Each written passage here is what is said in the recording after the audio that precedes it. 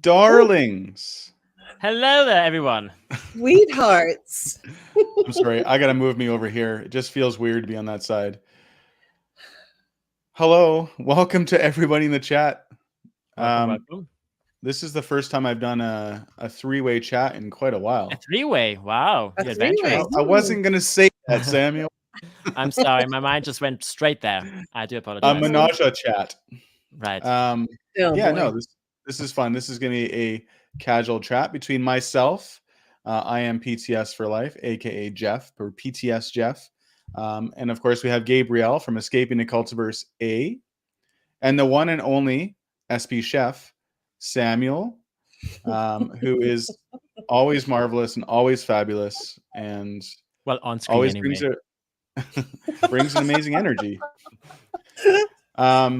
As Samuel did throw in the chat earlier, please make sure that if you have any questions or comments, please write down a question or comment so we can see them easily. And please do give the questions and comments, and we'll either bring them up as we're going along or we'll save some till the end.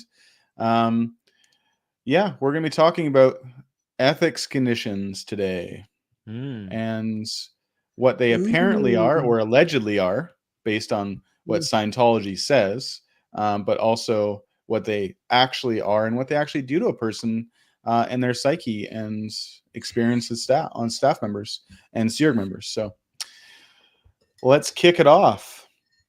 Gabe, Yeah. you were the Has. So you were involved.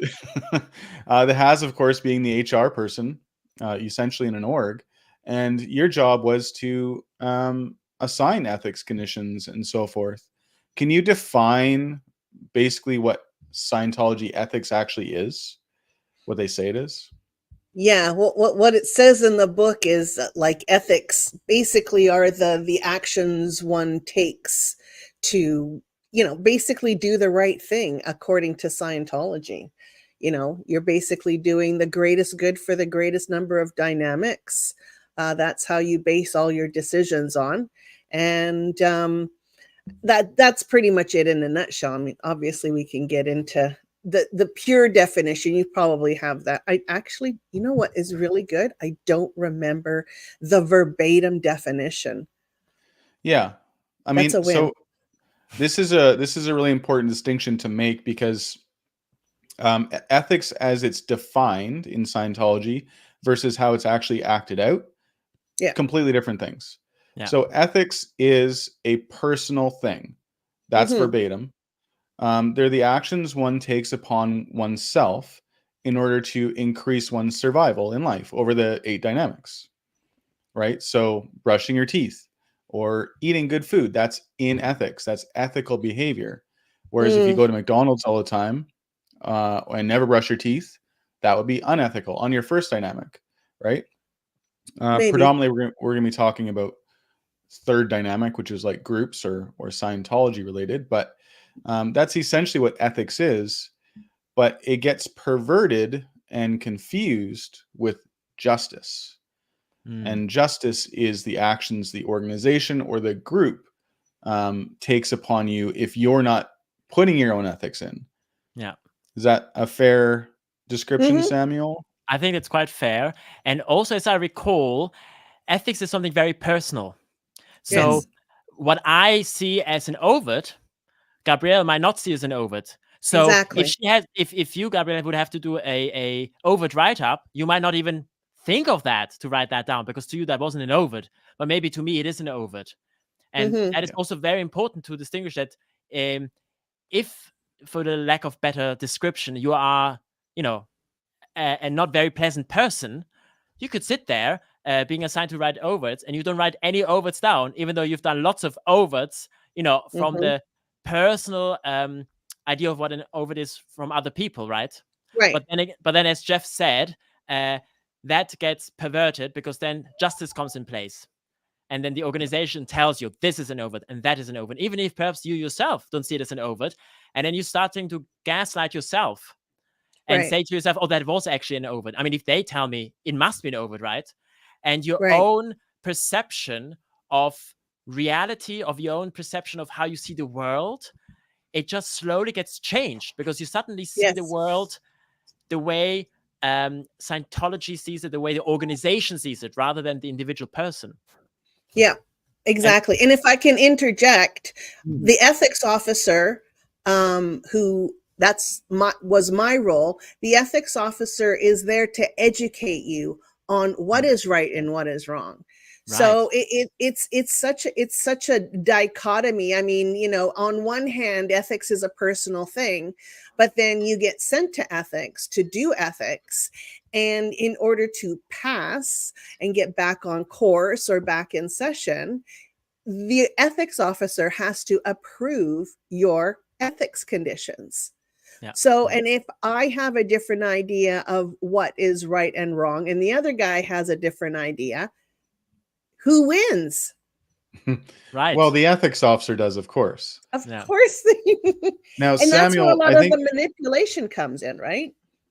absolutely, and we're gonna get into those ethics conditions in this chat as well. I think Samuel, you hit on a really good point that I've never really, I mean, I probably considered it, but never really given it too much thought.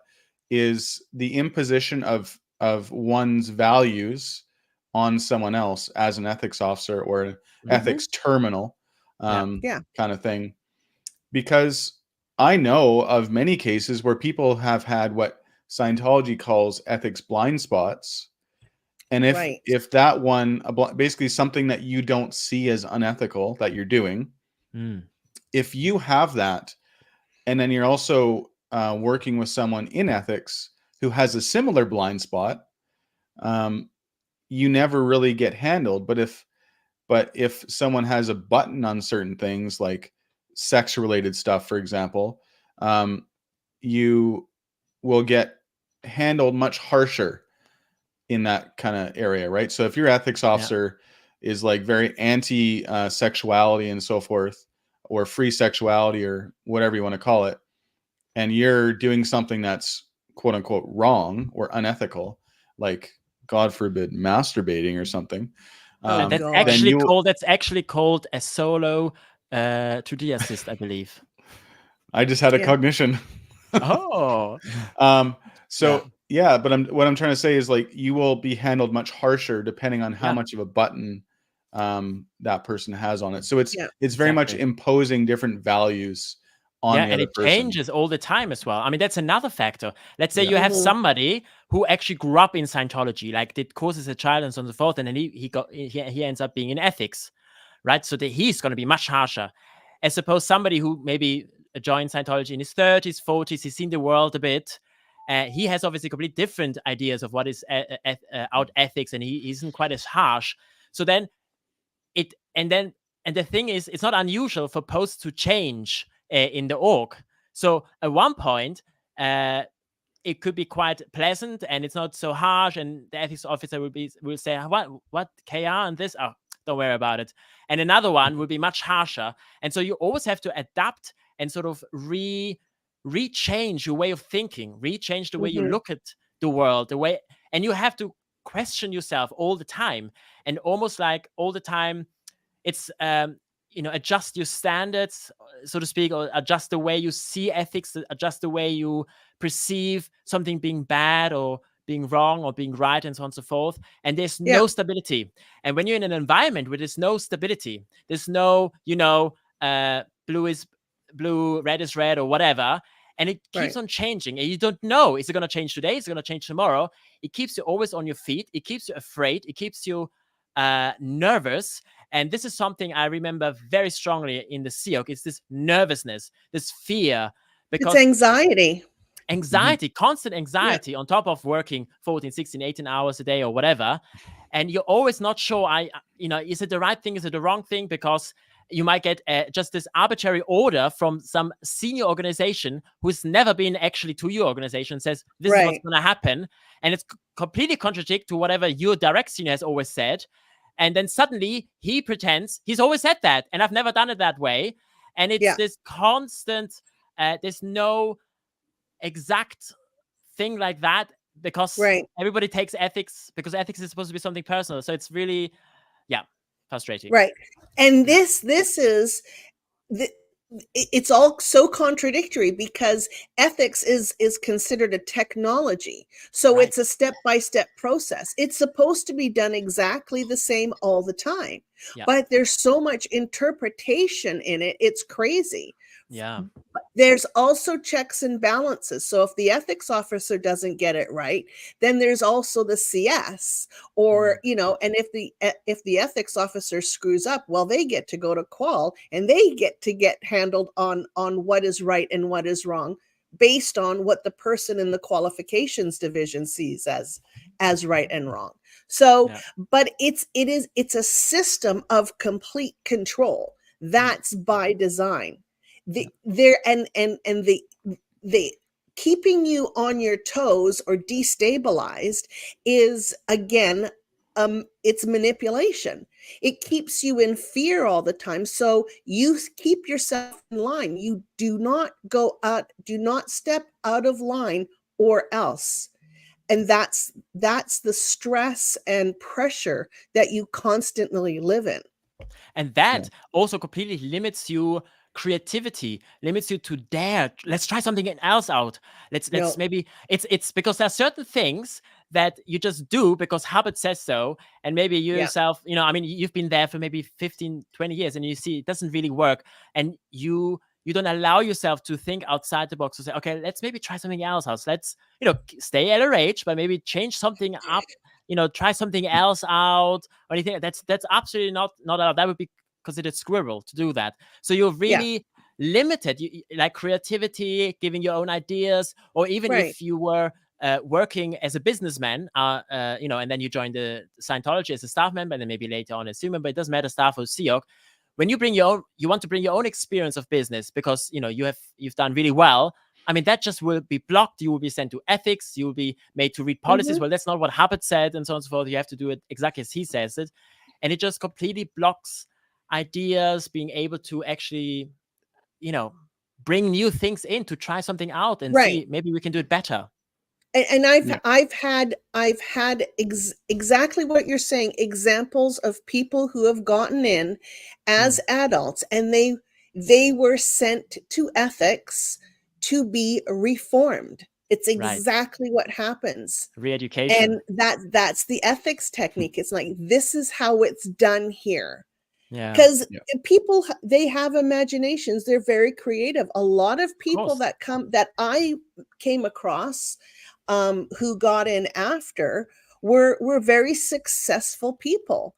But they've done things in life, or they've drank too much, or they because they always have, you have to go through all the qualifications to get onto service, right? Sure. So, who hasn't done something stupid like drinking and driving or stealing something? So they actually get these overts pulled, sent up to ethics to handle them. That's where the reforming starts. That's where the identity, you start to change the person's identity. I mean, it's the technology that's doing it, but as an ethics officer, that's your job. Yeah, totally. Yeah. So the idea of ethics is applied as well, and per L. Ron Hubbard, the application of ethics are the conditions.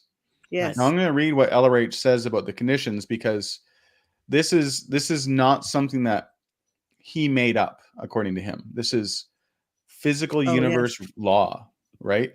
And this is a really important thing to buy into when you're in Scientology or on staff or whatever, because it makes you not look at other options. You're going to follow these formulas. And I'm going to read this here. So the declaration of a condition is something new in the universe. The conditions are not. These conditions are operating states, and oddly enough, in the physical universe, there is a formula connected with every one of these operating states, which we're going to go over each one. He says, if a government knew these, it would never get into a great deal of trouble. And as governments don't know them, they get into a great deal of trouble. It's ridiculous. There you go. So it is a begins. marvelous discovery that we find That's these right. things exist, and that they do regulate existence, regulate life, and that life can therefore be followed successfully by their use. I mean, it's a pretty big, bold statement, right? Yeah, but Mhm. he does something very interesting there. Something I'd never actually considered, but now hearing that, he Mhm. basically says, "Look, guys, I'm so great." Anyway, I mean, he doesn't say that, but everybody knows who reads Hubbard, right? I'm so great. But Yeah. this guy who's so great, he's talking about something that he hasn't even invented, and he acknowledges it. You know, it's like almost Mhm. like you as an artist, maybe you're a painter, like Picasso is talking about this lonely painter or something, you know, and praises him. So, well, if he praises that, oh, it must be even more true, so to speak, Yeah. because it's almost, it takes a certain amount of character of a person, you know, to say, oh, this person is so great, they invented something, not I. And he sort of, that's at least how I see this, is he tries to elevate this to such a high state that it's so great, and he's only the humble observer and just writes it down, you know, and it almost makes it like it's not his fault, it's not really his idea. It gives Right. pushes the responsibility to something higher and mightier in a manner of speaking, Exactly. which I think he also does, for example, with the eight dynamics and other things also that he talks about. What do you think Yeah, about that, Gabriel? it's actually part of the step that Steve Hassan talks about in his book, where it's he's right there, he's planting the seed. He's saying, this is how it is. This is real. This is life. This is how life follows itself, blah, blah, blah. So Right. you look at it, oh, this is truth. So to hell with everything else that I've learned in life, that this is how it's designed, right? It's he's basically planting the seed now to start the reform process, to basically start to remove your identity and start to implant the ideas of how you are supposed to be, how you Right. are supposed to behave.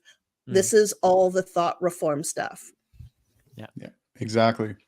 And so the conditions as they go, you can some Scientology parents literally do this at birth, which That's is crazy. disgusting. But starts with non-existence. So basically, the idea is you're coming onto a new post, a job, a group, a relationship, and you make yourself known.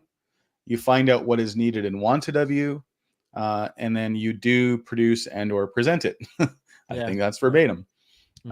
Basically, you find out what you need to do, you do it, and that moves you up the conditions. You move into a state of emergency, which has its own formula, which is basically do more of that thing, promote yourself, get yourself known, and then present that stuff. You move up to normal, and then normal is where everything's just going along. It's not super straight up and vertical. It's not going down like your statistics. You're kind of maintaining a normal operating temperature or whatever, and you Yeah. just keep doing the same thing. Don't change anything. You know, any ethics actions you take are very small. Then you get to affluence. That's straight up and vertical, where all of a sudden you're producing or you're really popular or everything's just really humming along. And Yeah. then And you're supposed that's to be untouchable. yes. So this is the point where you basically can get away with murder, figuratively and in some cases literally. And no matter what you do, because your statistics are so high, ethics or justice actions don't apply to you, Yeah. which is kind of weird. I always thought that was kind of weird, but that's often ignored if the right person wants ethics done on you, as you know, Gabe. Of course. Um, Yeah. and then you move up to power, and then power is where you're humming along at a normal pace, but at a really high level. Like Right. you Yeah. were producing 10 of these things before normally, but now you've gone up to 100 and it's continuously just slightly going up. So those are what's called the regular conditions of existence. So this is like upper stuff. Go ahead, Gabe. Can I give you an example of Yes. how Scientologists think about somebody who's in affluence? So there's this guy, and he was the volunteer minister in Vancouver. Timothy Choi. I have no problem telling you his name because he's a disgusting human. And he was actually he was doing criminal acts and on children. And he was told that he needed to be let go. I was in charge of making him get out of the org. And that was it was an order from the DSA because he was a legal threat. So I'm doing my job, obviously, and I completely agreed. This guy needed to get out of the org. He needed to leave. But his senior and his two seniors, one direct senior and then the one above him or her, they actually disagreed with firing the guy. They were trying to keep him on staff. This is a kid who did stuff, or a guy who did, an adult who did stuff to kids. They were trying to keep him on staff because he was a very good volunteer minister. He got the stats up, and they even showed me, see his stats? He's in affluence. He shouldn't go. He has ethics protection. Yeah. I'm like, are you effing kidding me? Can I clarify though, Gabe? And just because you know the story better than I do, but he was doing this stuff to kids while he was holding that post and down in another country for that post. While being a VM, yeah. Yeah. So he was representing Scientology as a staff member and a volunteer minister and doing these things to kids while he's doing that. And he's like involving the, I guess it's SA appropriately called, but so they were trying to protect him because his stats were up. Yeah. That is the reference that they used. He has ethics protection. Anyways, I still get upset talking about it. It's just disgusting. Yeah, I knew Timothy as well. I had no idea. I think I was gone at that point when that all came out. But gross. Okay. So sorry. That's okay. You didn't use any inappropriate language, so we should be fine. But I mean, this was like what really happens on a day-to-day basis in Scientology in a class 5 org. So I can't imagine what it would have been like to be in a Sea Org. Yeah, the common sense just goes right out the window because I mean, what they said, the seniors were actually right. Per Hubbard, absolutely right.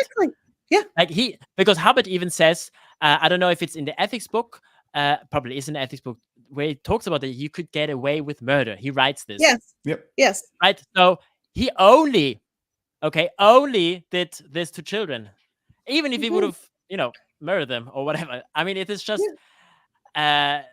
incredible that just common sense completely goes out the window, and you just get gaslit on that. No, that's fine. And what are you talking about? Look at his statistics and so on and so forth. It's just, and then on top of that, there are statistics that you can just manipulate for them to go up. So just imagine knowing this, okay? You can manipulate your statistic. This guy, he's going to go on a trip somewhere. Okay, he's going to make sure this week his statistics are going to go down. So it's easy for him for his statistics to go up for then when he then does whatever he wants to do. I mean, this is just crazy. Right. And I mean, if you are that narcissistic and evil, you could do that. I don't think this guy was. He was practically illiterate. Anyways, it's a really sad story. But you're right. I'm sure there are scenarios like that. Yeah. Yeah. Oh, 100%. Or you just constantly keep your statistics up and there's nothing. Of course, Yeah, but Jeff, you better not let them drop. I tell you what. How dare you? Just when I was on staff, I was really good at my job and I kept my stats up really well. But man, if they dropped, I was just hammered on. Yeah. There's nothing, that's the thing that always bothered me is there's always this reset every week. Yeah. It completely gets disregarded of all of the years and years of great statistic, good service. Just one little drop, that's it. And I'm gonna just give a little story, just very briefly. When I was working as a SEAL member in St. Hill, I was working as the cook in the stables. This actually used to be a stables, and that was converted into the kitchen and where the people would eat. And we would very regularly get people sent down to the stables to do the washing up, to clean the toilets, to things like that, because they were out ethics at a lower condition or whatever happened. And I remember this happened a few times. I don't really remember the people, but there's one gentleman I remember. He was, I would say, 60, 65. He's actually he knew Hubbard. He worked with him. I don't remember his name, unfortunately. But he was sent down because he didn't met his target. He had a target. He didn't meet it. And he was sent down to do, and he actually was brought. He wasn't just sent, like, he didn't just go down on his own, like which escorted. Usually would have happened. Usually it would have happened. They would show up and say, yeah, I'm here to do some nasty work or whatever. But there was actually somebody accompanying him with him to escort him. And then the guide said to me, you need to give him something really nasty. What have you got that he could do? And then we had two large bins where people would throw the food in, but naturally people would miss. So it would just splash on the wall, and the walls were brick. So it was like old bricks. Porous. So it's porous, so it soaks everything up, So they said he needs to basically clean that. So afterwards, the guy left, and I showed him, okay, here, look, here's the cleaning material and so on and so forth. And then he was supposed to be there for an hour, I think, and it was done after like 25 minutes, half an hour. And I looked and I thought, oh, whatever, it's good enough. And then I said, okay, just make yourself a cup of tea and sit in the office's mess because I just thought it was so ridiculous. I mean, him, because I've talked to him. He was a very nice guy. He always said, oh, thank you for the food, really nice. So we chatted a little bit, and I got to know him like that. He worked with Hubbard and so forth. Wow, amazing. And then this guy has to do that because he didn't meet the target that was given. I mean, that was something I thought also, it just doesn't make any sense to completely disregard all the years of service just for, it's not even a mistake. It's just, it was a target, which, yourself, Jeff and Gabrielle, I mean, they're always unrealistic. You always think big. And then even though you might have been better than the week before, but because you didn't reach that particular target that was given by this very important person or whatever, you are a failure. Yeah. It's horrible. And that varies too, based on who's giving you the target, right? Yeah, of course. Like if it's a Sea Org member, you'd get way more shit if you didn't meet it. Whereas if it's just your regular senior, at least in my case, on a Class 5 org, Larry, who was my senior at the time, would just cower if I. He's a pussy cat. Yeah, exactly. He is not exactly a bold individual who will stand up and give you crap. I was glad for that because I would have been in way more trouble all the time if that was the case. But I also had a Sea Org member breathing down my neck all the time. Lindsay, the DFBO for more. Oh, she was a tiger. That's the word I would use to describe her.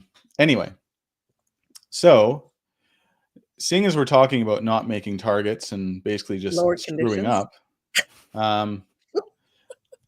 if you start messing up on post or in the Sea Org on post or on the Class 5 org on post, or I guess even in life on like, let's say between a relationship between your spouse and you, if you betray them or whatever, you have conditions called lower conditions.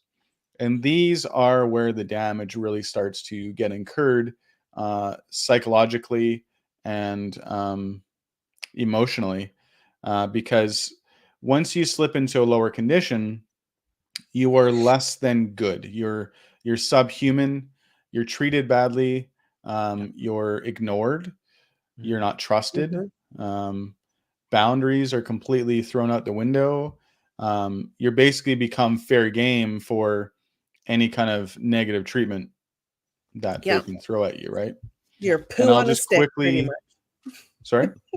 You're poo on a stick. Your poo on a stick. There you go. You should put that on a shirt. But on both ends of the stick. So you can't even touch it. Both ends.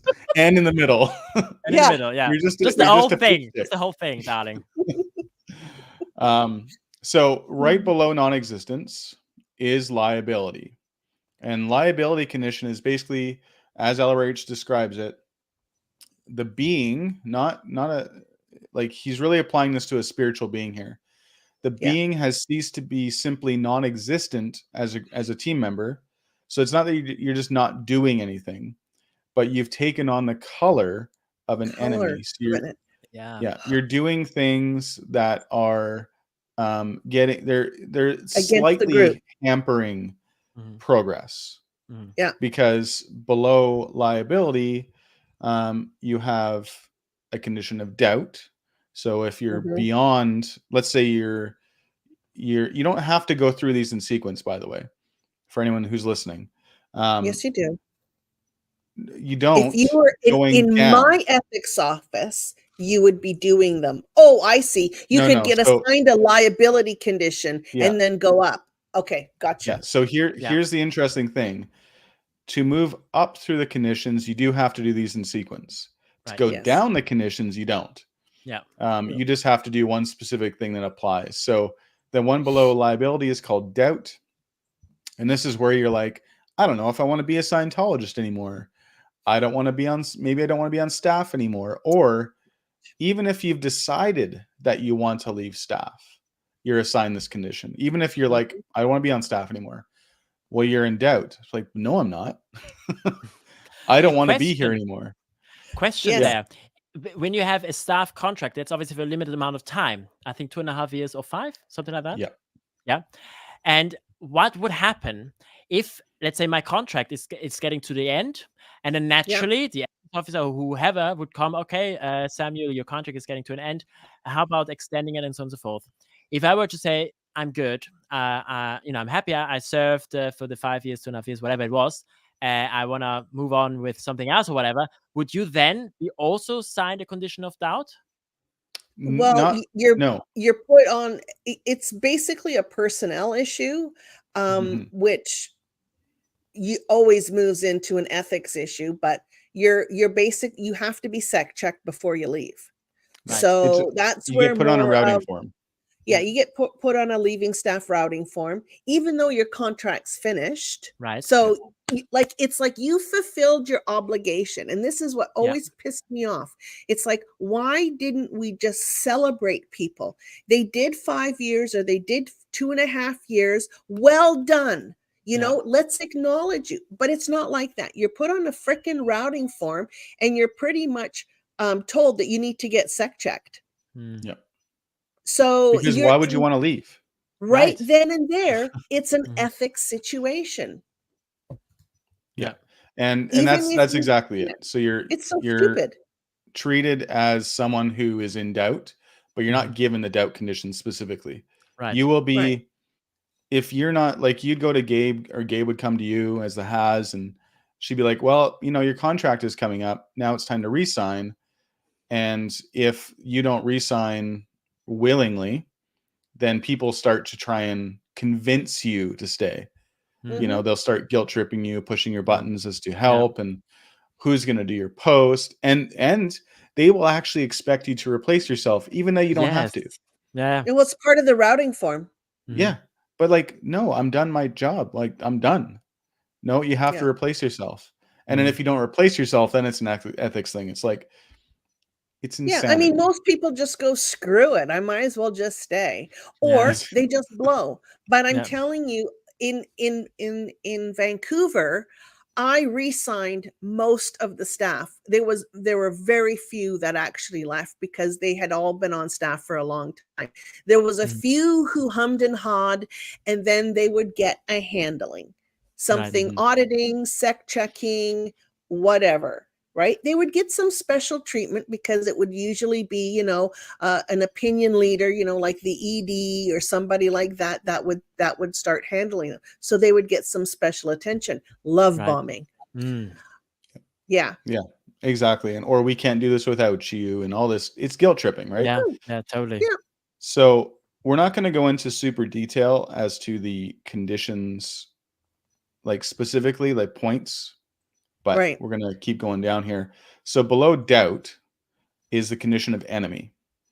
So this is the definition is when a person is an avowed and knowing enemy of an individual, a group, project, organization, the condition of enemy exists. So you are tripping people up intentionally. You are stopping production. You're doing all this stuff. You're evil. Yeah. And I would like to answer this question to Brad Ubik. You are an enemy, sir. You are assigned a condition of enemy from the Church of Scientology. Didn't want to miss that. Yeah. So then below enemy is treason. And this is when actually it's funnily enough, he doesn't actually define the condition of treason, but it is basically the definition of treason. You were trusted to do something, you didn't do it, and shit happened because of it. You were assigned that treason condition. Or can you read the formula itself? This one blows my mind. These ones are very simple. Yeah. The formula for the condition of treason is find out that you are. Oh right? Gosh. Yeah. See, I knew it would get a reaction from Samuel. And then let's move back up to the condition of enemy. So the condition for the condition, the formula for the condition of enemy is find out who you really are. Yeah. And then below treason, which is actually, this is the last condition I remember being assigned. I don't think I ever got out of confusion. This is the lowest state you can be in, not just in Scientology, but just period. You can't go below this. And it's just, again, it's not really defined, right? Like it just says there's a condition below treason. It is a condition of confusion. And the formula is find out where you are. So find out where you are, and literally the formula is do a locational, which is to look around and spot things. And then you compare where you were to where you are now, and then you do it again. And then you move on up through the conditions. So, which is so wonderfully vague. I mean, confusion. What does that mean exactly? Are you confused about what exactly? I mean, we were confused all the time. I mean, I'm talking to about myself. I mean, we were just assigned a post and said, make it go right without having any clue what you're doing. I mean, and then naturally you'll get confused, and then you'll make mistakes and so on and so forth. But you're not allowed to make mistakes because you have to make it go right, and you're supposed to know everything already anyway because you've had every thinkable lived experience you could have had in all of your past lives. So you pull yourself together now and take the knowledge from your recall and get it done. I mean, it's just ridiculous. Yeah. I mean, the idea that you are there in working voluntarily, in the case of the Sea Org, like however many hours a week, in our case, it was 60 hours or something like that. You're pretty much working for free. Yeah. And now somebody's telling you that you're an enemy. It's that always blew my mind. It's like, what are you talking about? Right. Yeah. It's so degrading. But it's also this paranoia as well from Hubbard. I mean, there are I don't know if it's on the sec check, but there are. But in any case, when you join the SEOC, probably also when you want to join staff, there are certain questions you have to answer. Like, do you have affiliation with the press? Do you have affiliation with police, with government, and all of that? And maybe this harks back to that: the fear of somebody infiltrates staff, infiltrates the SEOC, and that's why there could be an enemy, right? Yeah, that was the A to J check. Yeah, there's always a paranoia as to what your intentions are. Exactly. Yeah. Right. It can't be just a mistake. It can't be just a mistake that it just you are an enemy now.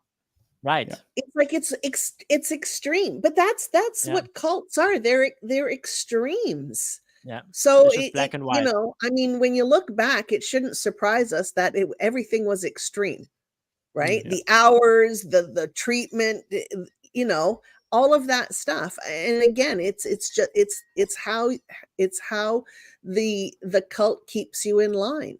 It's totally totally by design. Yeah. Yeah, It's kind of exactly. like And what so they did in the communist China.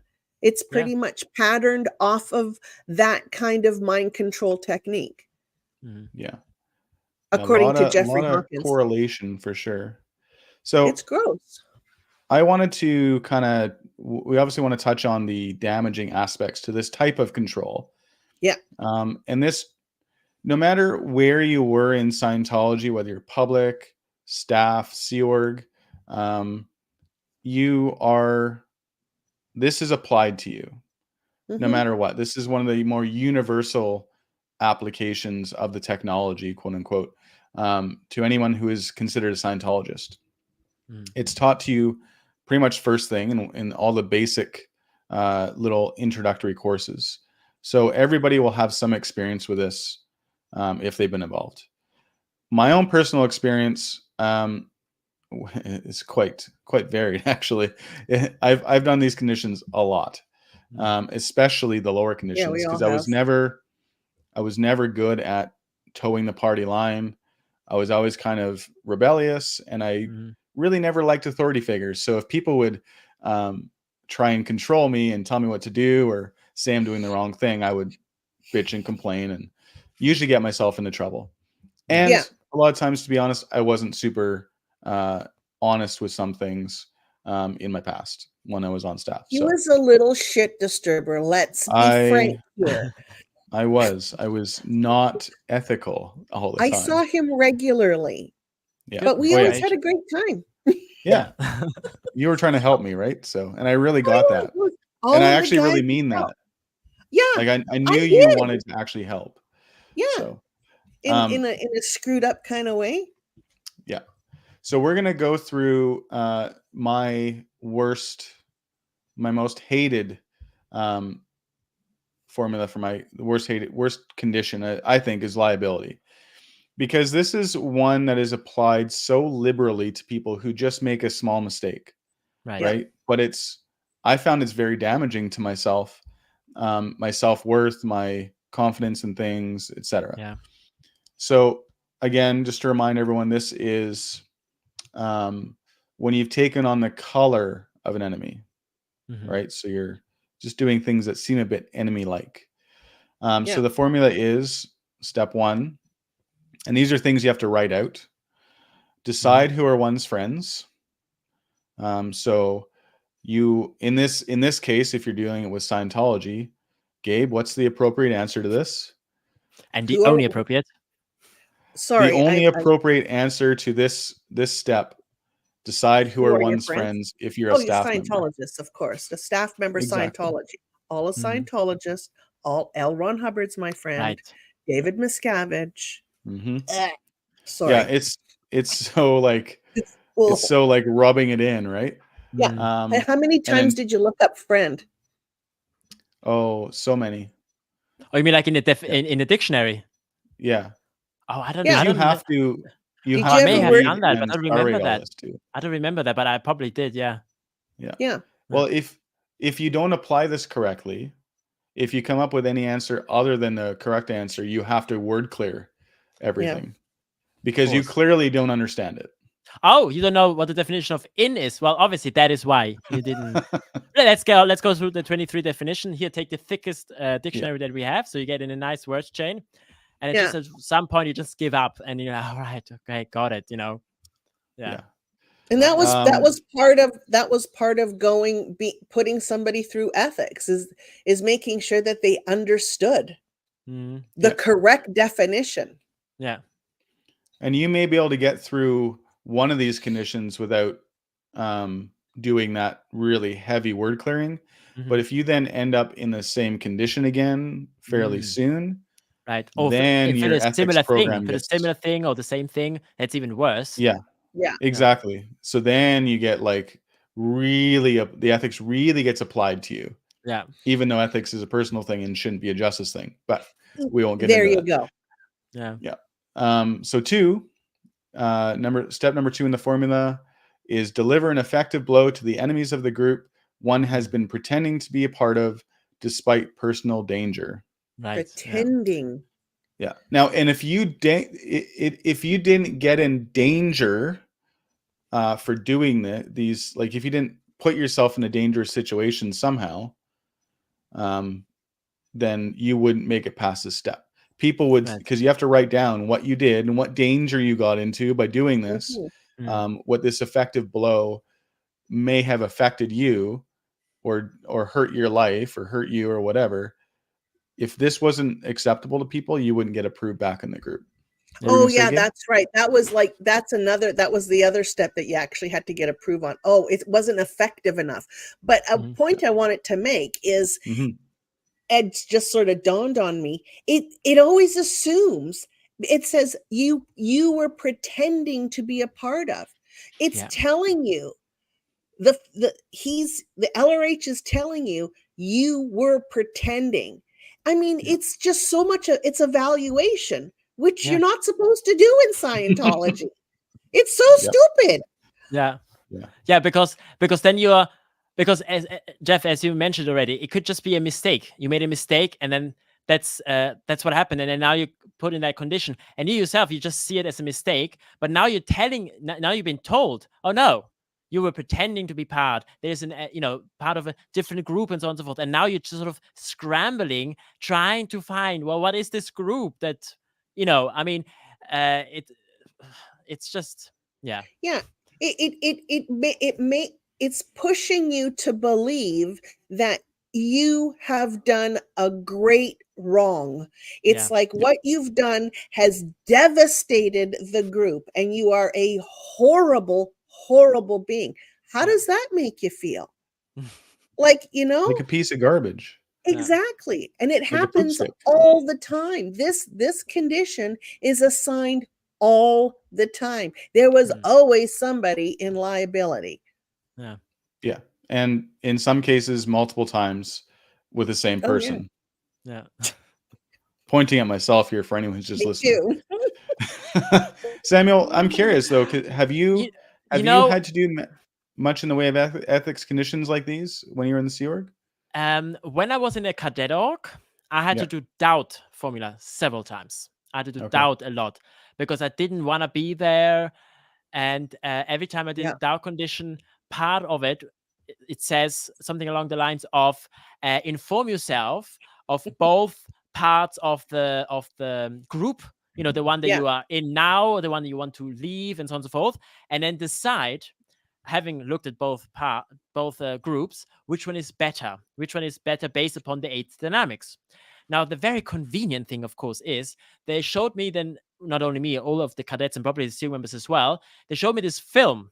And in this film, they showed the world, very dark colors, sinister music, with bombs, there's war, there's drugs, everybody kills everybody, and nobody can be trusted, and all the streets are dirty and filthy, and everybody steals, and everyone in poverty, and so on and so forth.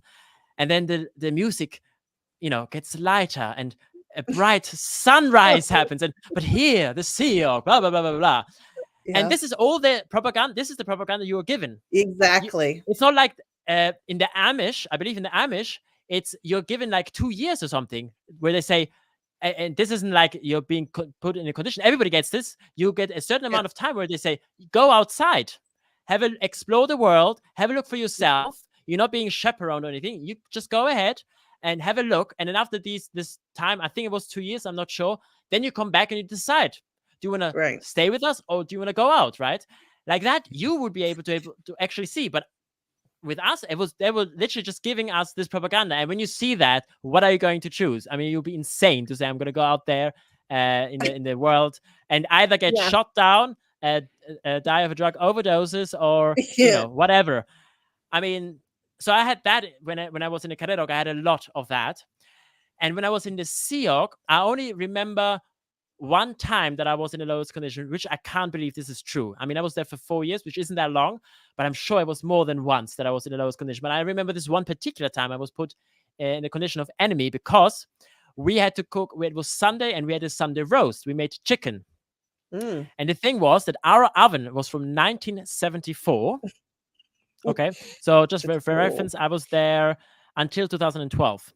So this must have been maybe a couple of years earlier, 2010 or something like that. You do the math how old that oven was. And it was like with gas, and when the fan would turn, it would go because it was all bent. Anyway, it was pretty bad conditions. Yeah. So we already put the chicken in the morning because we wanted to do it a slow roast so it stays nice and juicy and so on and so forth. And then after a couple of hours, I wanted to see how it looks, and it was still completely raw. And I thought, how weird is that? And then we realized it didn't work anymore. It was just broken. So what we did, we packed all of the chicken onto several buses. Okay, so chicken for 350 people. And then we drove the buses to Walsh Manor, which is where the birthing is, where we all slept, 20 minutes away. And then we went to the breakfast kitchen there, and we shoved it all in there. And I mean, the kitchen was much smaller, and there was only enough space for maybe 6 chickens at a time or something. So we had to do it like on a rotational sort of way to make sure everything was done by the time it was dinner. Well, you're making it go right. You may have to make it go right. And obviously you don't only have chickens, you have to do the vegetarian version, you have to do the vegetables, you have to do the gravy, you have to do the potatoes or whatever the other side was that we did for that. As well as making sure the dining room is cleaned after lunch and so on and so forth. So you have to do all of that. Anyway, in the end, what happened was there were a few chickens that were still raw. And obviously, raw chickens, that can be dangerous. And there was actually one person, he was an officer, he got sick. Now, I don't know if he was sick because of the chicken, because I didn't hear that he had, the shits for days or something. But he in any case got sick right after that. And because of that, Christopher, who was the chief steward, and we were sent, we put in a condition of enemy because that happened. And I remember that because it was so humiliating because everybody knew this. When somebody gets put in the lowest condition, you don't, sure, it will spread around a little bit. Maybe people will hear about it or whatever, but in our case, everybody knew this. And, people saw us every day. They had to come and get our food every single day. And, it was, and that is why probably I remember that so strongly, and then people of more senior organizations, they would say things like, oh, this better be cooked, or Sam, you better watch out, and, things like that. And it was really like you were even more panicked and intense and uncertain. And we were, Christopher and I, we were on the lower conditions for a while. We were really? Yeah, because I mean, we already did partially more hours than the rest of CLO. So the kitchen crew was in CLO, but obviously we had to do breakfast, and so we were up earlier. So it was difficult to because you have to make up the damage. So you have to do more work. God, that's the thing, the making up the damage. More work, and then use my own pay to donate or to buy some stupid new Pulp Fiction book or whatever to sort of show the sacrifice you're giving, or purposely not taking a day off when you could have taken a day off or something like that. So we were on it for a while. So that's the only time I really remember because of this really really unpleasant, intense situation. But I'm sure I probably was a couple of other times in a lowest condition, but it was probably such a tiny little thing, as you mentioned, that you just have to make a mistake and then you're already, and then it has to be the wrong person. You could be walking with, I don't know, coffee, you spill the coffee right on the wrong officers. Well, that's that, clearly that was on purpose, of course. Yeah, naturally that was on purpose, right? Yeah. And RPF was standing next to me. You could have spilled it on him, but you spilled it on me. Right. I'd be like, what did you do to pull this in, sir? Exactly. Oh, imagine. Uno reverse card. But yeah, speaking, Gabe, you mentioned it. Number 3, the third step in liability is make up the damage one has done by personal contribution far beyond the ordinary demands of a group member. Now, you're already volunteering all of your time. Yeah. As a Class 5 org staff member, you also have a job you have to go to. Yeah. I remember, I actually have somewhere in my papers conditions write up and a commendation attached to it, where I did stuff kind of every second of the day that I possibly could, in order to make up the damage in one of these conditions. And one of the things I did was getting a mailing out last minute, like the org magazine. Oh, right. The Division 2 person, Patricia, was behind on it, and As usual. I made it go right Yeah. by getting it to the mailer on time. Like it made any difference. Like this org magazine going out is going to change anything in Vancouver Scientology. It's not. It used to go from my mailbox to the recycling bin immediately. Like I never even looked at it. What a waste of money. It was I know, called I'm terrible. Survive. Do you remember that? It was called the Survive I mag. do. I do. Yeah. So yeah, so you have to like work. Did you also do things like overnight. only take 5 minutes break, or like, you know, you go to the canteen, dump your food on the plate, and then you just sort of shove it in, and then throw the plate away, and then you jump back on the post, so you really have only 5 or 10 minutes eating time, so you can write this down on your condition. Oh, I only took 10 minutes, Yeah. you know, for 2 weeks, I only ate 10 minutes a day or whatever. I you wrote bought down new everything. furniture. Yeah. I bought new furniture for my office. I spent around $600. Right. That was just one liability condition. Yeah. And I also bought an airline ticket for a trainee who missed his plane to flag. And it was basically, I was blamed because he didn't get up early enough and he missed his ride. Right. Was that Jonathan? Yep. No, it was the other one. The other James. Barth. James. Yeah, he was James, the yeah. little bit of a dickhead. Yeah. Cheeky one. So yeah, so you can, if you don't have time, you can donate money. If you have money, but you don't have time, that's totally acceptable. Yeah. Or both, yeah. You can buy your way out of things for sure. And then, so after you've done all this, you've put yourself in personal danger. You've delivered an effective blow to the enemies of the group, whatever you have to make up for that. You made up all this damage. You've done all this amends project, which is the size of it is dependent upon, of course, what you did, the damage, what got you into this condition. Yeah. And then number 4 is the most degrading part of this, in my opinion, is you apply for re-entry to the group by asking the permission of each member of it to rejoin, and rejoining only if by majority permission. And if refused, you do number 2, which is deliver an effective blow. Number 3, make up the damage again, and then you reapply for re-entry to the group.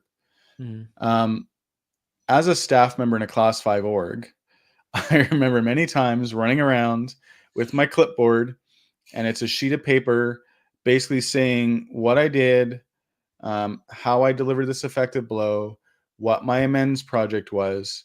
You hand this to the person and you stand there and wait for them to read it and then sign yes or no.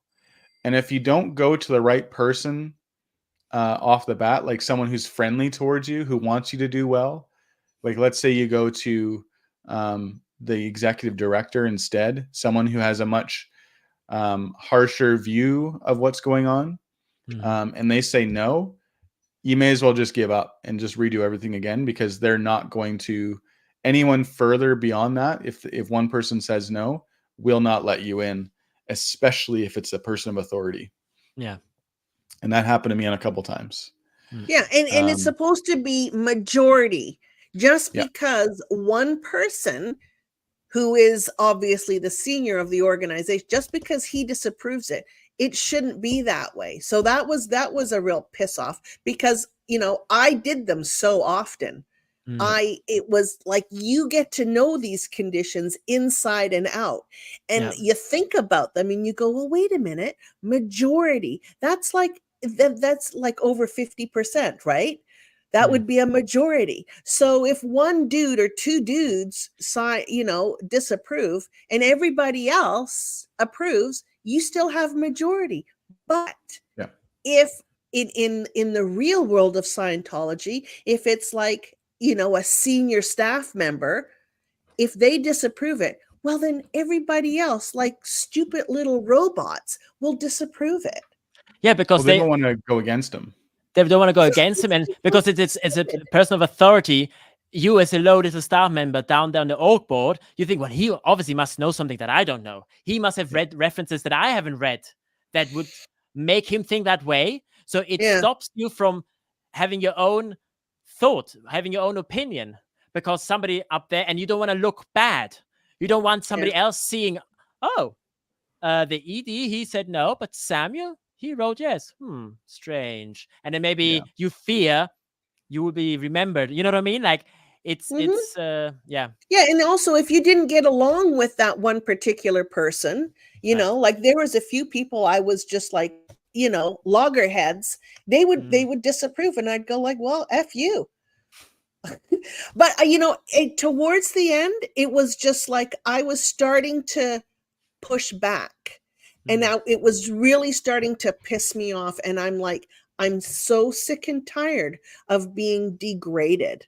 And it was and at that point there was I felt even more pressure, because I had the pressure. It was the cognitive dissonance was, it was like the scales were starting to tip, where I was like, okay, this is damaging. I'm not feeling good. And I got super sick.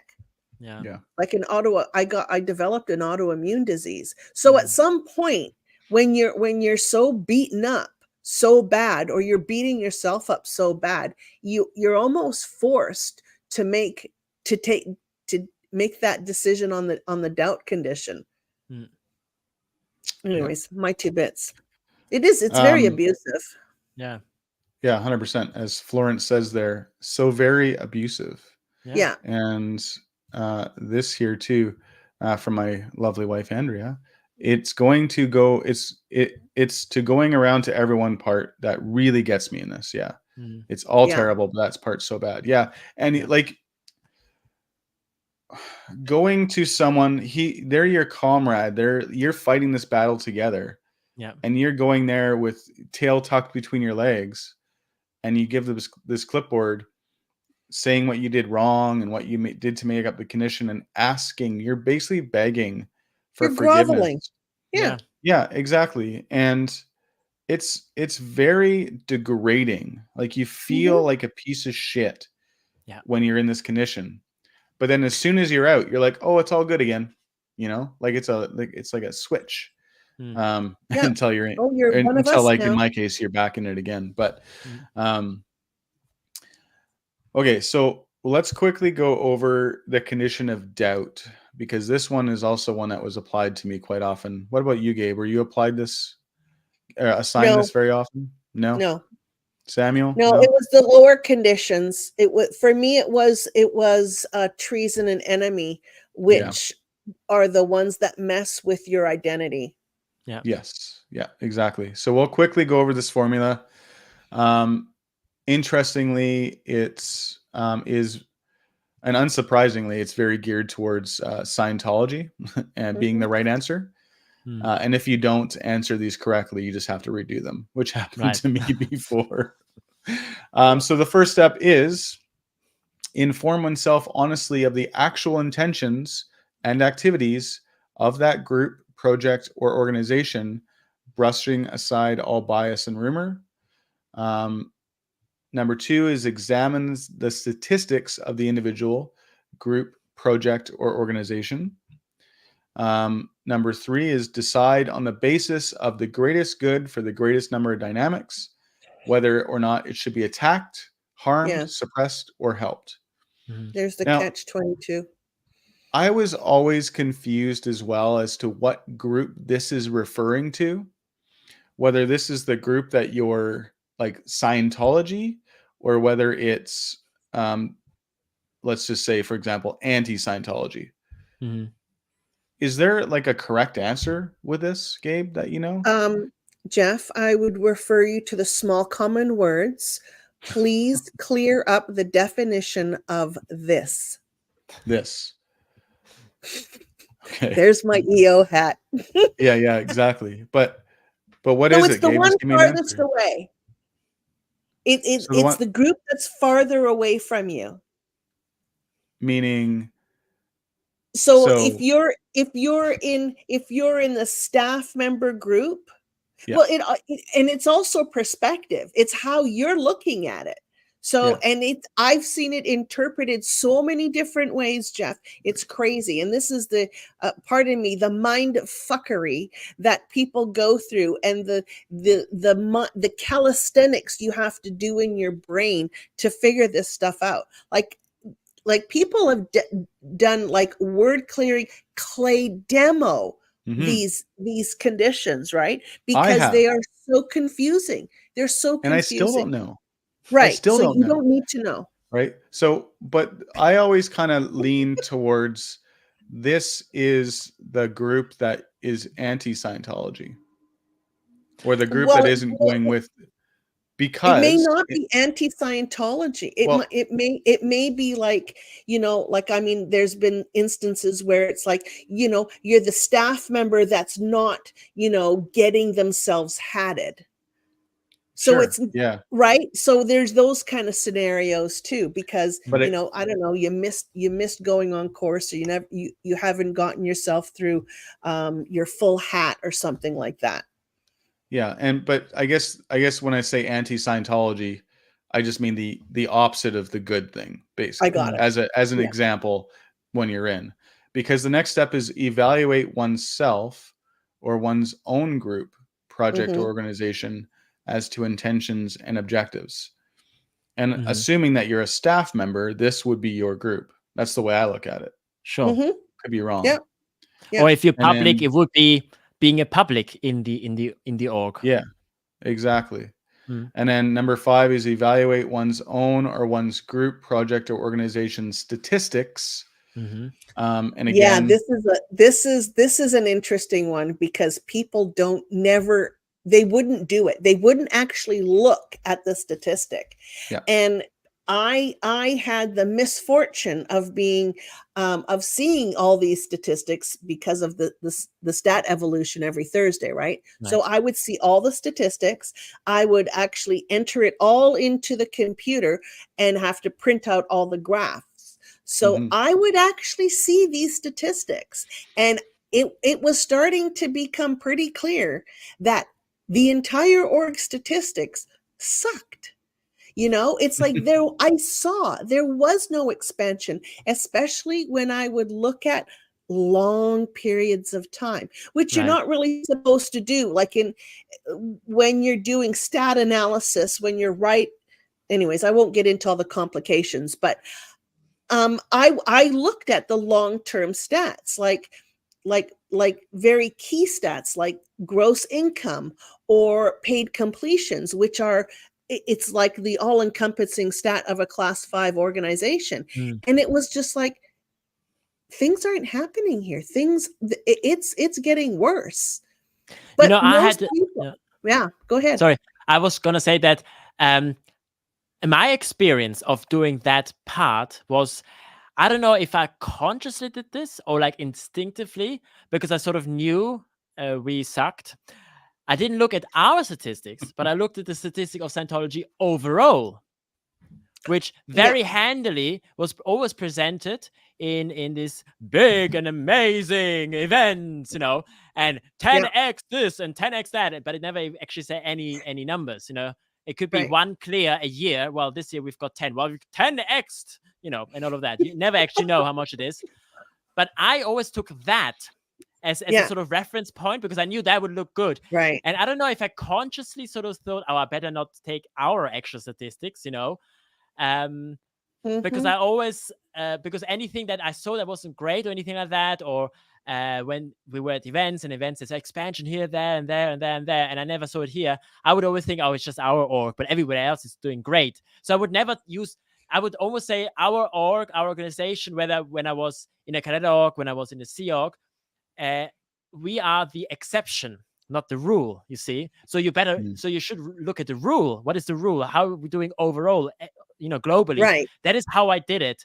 And it's interesting, because I don't know if I generally thought, okay, we suck, I need to look at the overall picture, or if I just sort of, I don't know how, but what is your experience with that, Jeff and Gabrielle? Did you also do that sort of thing when you were on that statistic, on that lowest condition? Yeah, I the think only a lot time I of people didn't glib through it. Glib? That's what I think. Yeah. Well, I was just going to say, like, I've never looked at statistics of the outside world. And I mean, what would you even look for? What would you even look at? Yeah. Right. Crime It's stats? stupid. It's a stupid fucking stat. Income? Step. Like Yeah. any of this stuff. So it's dumb. Yeah. In a larger, like, I can see this kind of working on a very like small scale, but once you start getting into like Scientology versus the world, it's like, Yeah. but the only time that I did actually consider the non-Scientology view, I said my answer was basically I'm not a Scientologist anymore, and I was told to redo it. So, Of course. Yeah. I mean, subconsciously, okay, then I guess I know the answer. It's a 50-50 Yeah. chance Mhm. that I'm going to be right here. I had but yeah, somebody who was trying to decide to be on or off staff.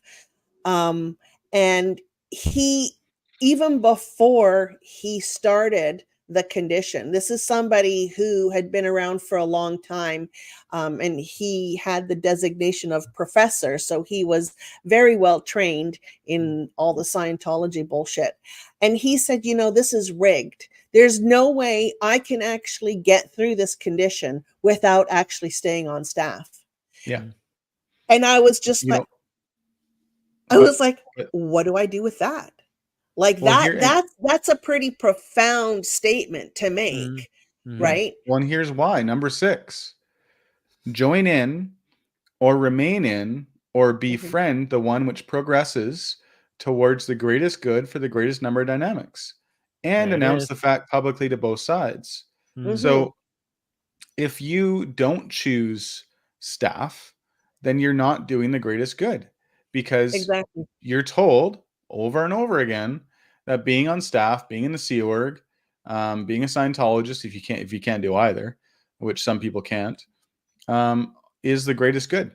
Yeah. Right.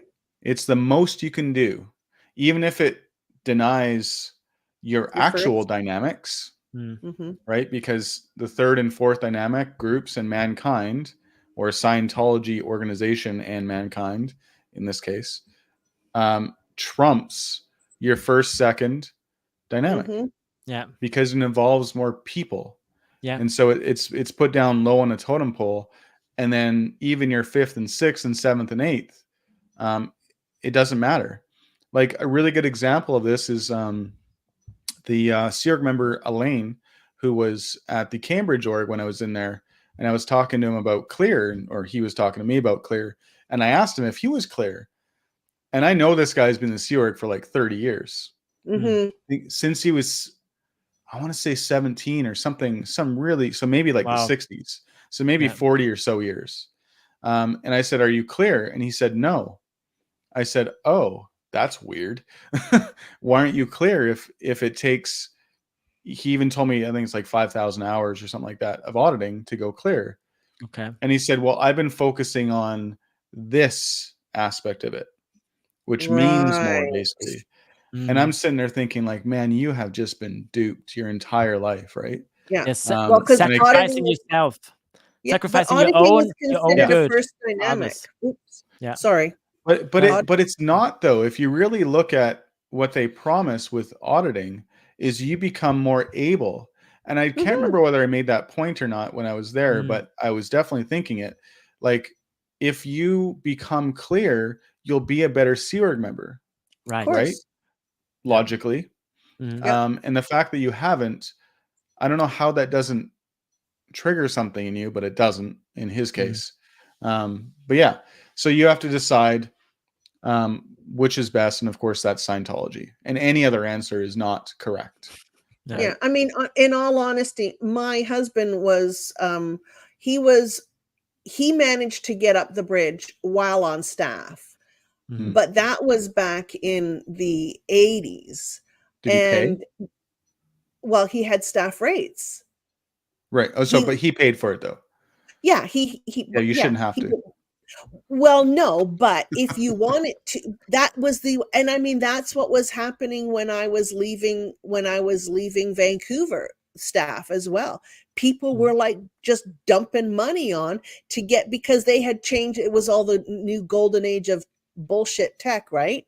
So everything was like streamlined and blah blah blah. So the staff members, because a lot of them had their own job, outside jobs, and made some pretty good coin, they would just dump intensives and go up the bridge. But it happened, like, you really have to be determined as a staff member to get up the bridge. You really have to make well, in a class 5 org. In a Sea Org, you don't have that much of a choice unless your post requires it. Like, that's what happened, well, I guess, with Rinder and Claire Headley. They were RTC, or she was RTC, so it's like they had to be audited up to a certain level. Or you paid for it for yourself. I mean, when I was in the Sea Org, there was a German lady. Her name was Regine Kreisel, and she was born 1936 or 38, and so when I was there, she was already quite old, and she worked many years in Germany, and then she got retirement money, given to her directly, and she used that money to go OT. Yeah. Because there was otherwise no other way for her to become OT. Yeah, it was gross. Like the regs would actually go and prey on the staff. Yeah. If they knew they got money, and if they knew they had an inheritance or something like that, right, they would go after them. Mm-hmm. I was made to pay for my tailor-made confessional. I remember I had to that. borrow money for it because I didn't have the money, but I did get staff rates, which, to answer Leanne's question here, yes, they had staff rates 50%. Yeah. Wow. Which is a good deal, but as staff, you shouldn't have to pay for it. Right. Well, you're and told I you're was not. You told, should. You're not. Yeah. Well, I was told that I'd be wasting org resources. I'd be tying up one of the only auditors, Scott Iverson at the time, and it would be out ethics or just bad for me to do that. So therefore, I had to pay for it. Right. It's like which I think it cost me about $10,000. Yeah, every which way you turned, you would get screwed. You're made the promises, and this is, what is it called? The not a catch-22, bait and switch. Right. And it happened all the time. Like, you were supposed to, if the org went St. Hill size, you were supposed to have the Universe Corps come in. That the Universe Corps was a group of people that were supposed to audit everybody up to clear. That was complete bullshit. It never happened in the ideal orgs, did it? No, it has happened in some orgs, but they only go there and they stay there as long as the org maintains that status, but they leave if they go below. And so no one, as far as I know, none of them are like permanently there. Right. But it has happened in some orgs, very few though. Very few. Very few. And I believe it also was taking people who were already clear and giving them the OT levels or something like that. There's always a condition. It's never what they say it is. Yeah, exactly. So the next step, and this is actually, I just kind of realized how similar this is to liability as far as making up the damage. But at number 7 says, do everything possible to improve the actions and statistics of the person, group, project, or organization one has remained in or joined. So I read that as give money, or like donate, and of course do things in order to contribute. But beyond, this seems like it's beyond normal, right? Does that make sense? Yeah. Yeah. Once again, more sacrificing of yourself, right? Yeah, exactly. And then number 8, which is the final step of the doubt condition, is suffer on up through the conditions in the new group if one has changed sides, or the conditions of the group one has remained in, if wavering from it has lowered one's status. And so if you were a staff member and you got assigned condition of doubt, you would have to go up to liability, of course, and because your status would have been reduced for sure. Yeah, totally. Yeah. More punishment. Cool.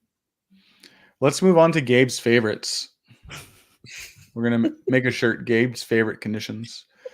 And I would love to hear your thoughts on, like you were saying about identity and so forth with these ones. So the condition of enemy, and we've already read this, but we'll read it again. So when a person is an avowed and knowing enemy of an individual, a group, project, or organization, a condition of enemy exists. The formula for the condition of enemy is just one step. Find out who you really are. Take it away, Gabe. It's so horrible. You introspect so much, and you're usually doing it as a staff member, and you're doing it as your post. So there is a certain, I don't know, for lack of a better word, beingness or an attitude, or you're supposed to be a certain way as far as that post goes. And in my particular circumstance, the HAS, or the Hubbard Area Secretary, is supposed to be the most stable being in the organization. So you're supposed to have your shit completely together. How do you have your shit together when you're in a cult? You don't. Right? You're always messed up, obviously. Yeah. So this is the, once again, more mind fuckery on trying to like figure out who you really should be.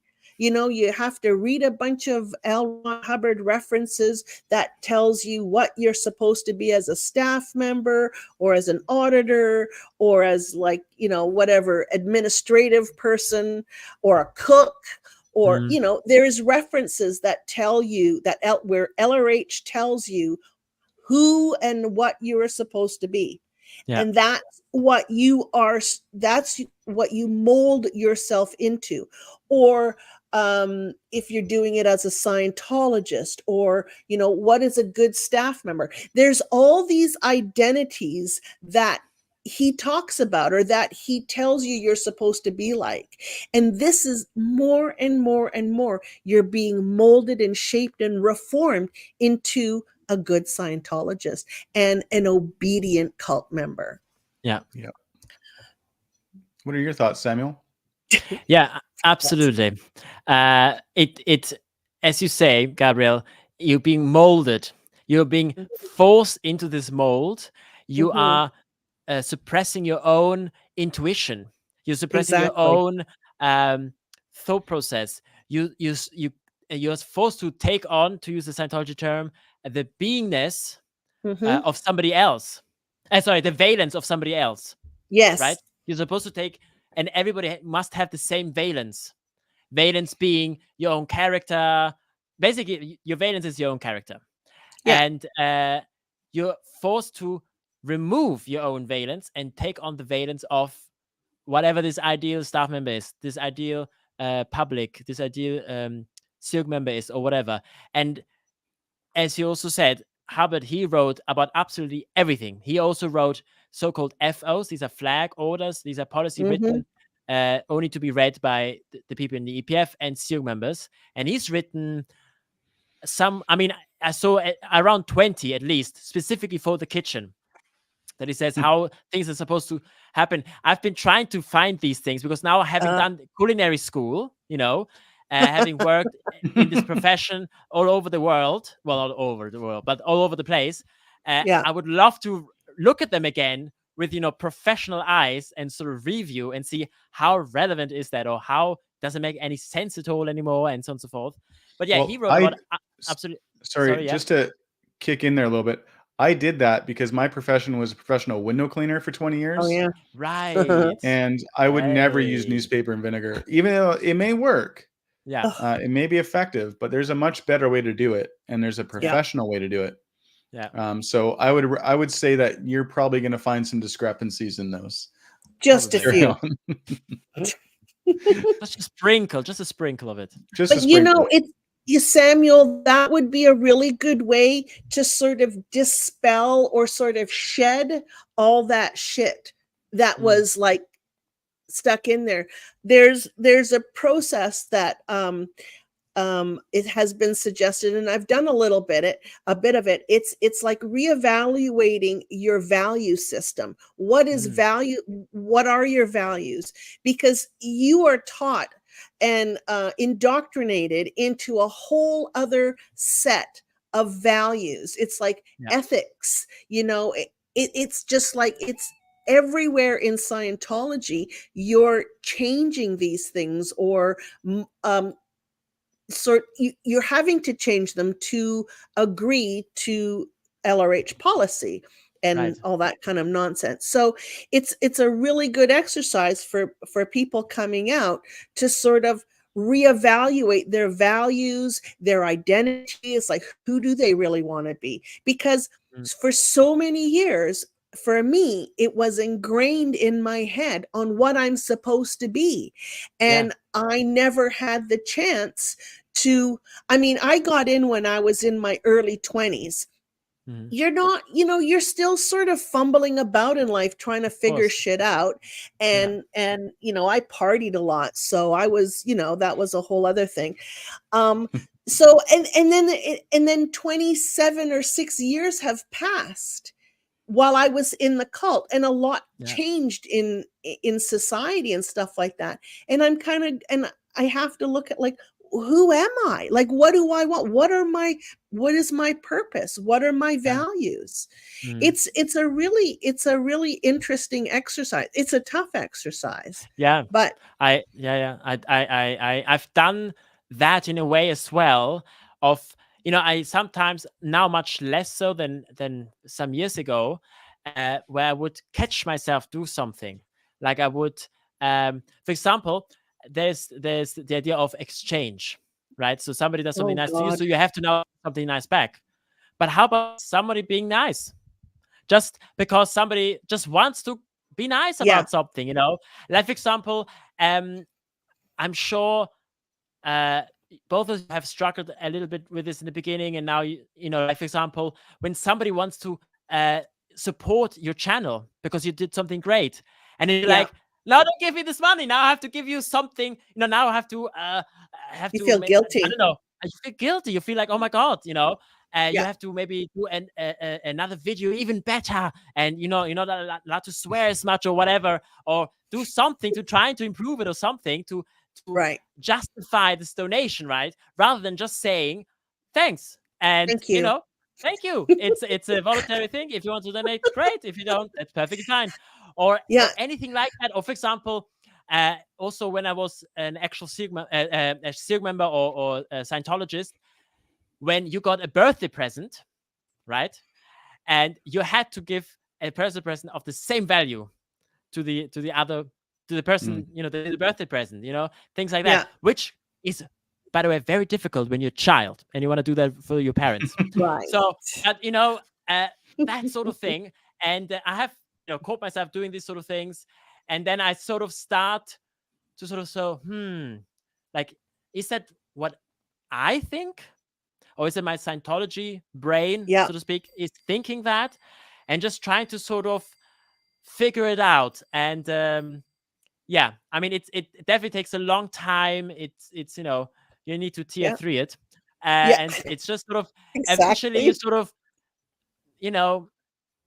it takes time. It depends what it is, and so on and so forth, and how often it comes up. But it comes off in layers. Absolutely. And just getting back to the condition itself, when you're finding out who you really are, again, these are personal things, right? So this is you. This is like everything else up until this point has been very exterior to you.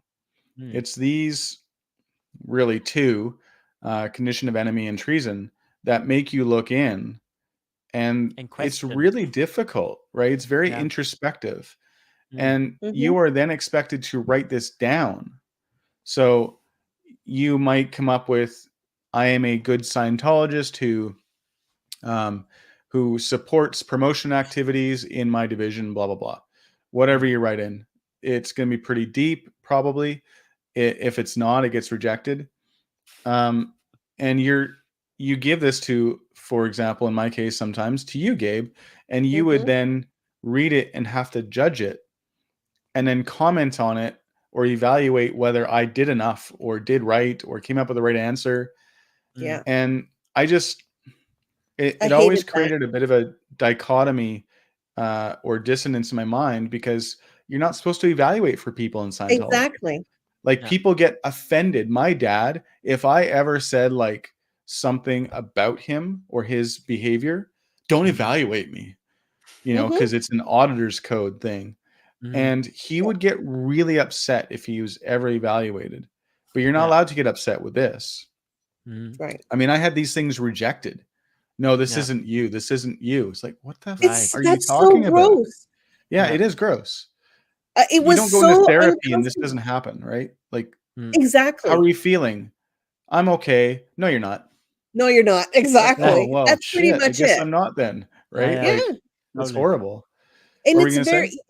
it's like you constantly doubt yourself. Right. You know, it's you're always in doubt. It's like, is this right? Is that right? Questioning all the time. It keeps you destabilized all the time. You Yeah. know, I mean, for a period of time, you'll go along and then boom, destabilization. Okay, so you, and that's what ethics is, right? If as soon as you fall off the rails, that's ethics is there to put you back on the rails. So you're being that obedient Scientologist or Sea Org member or whatever, right? Yeah.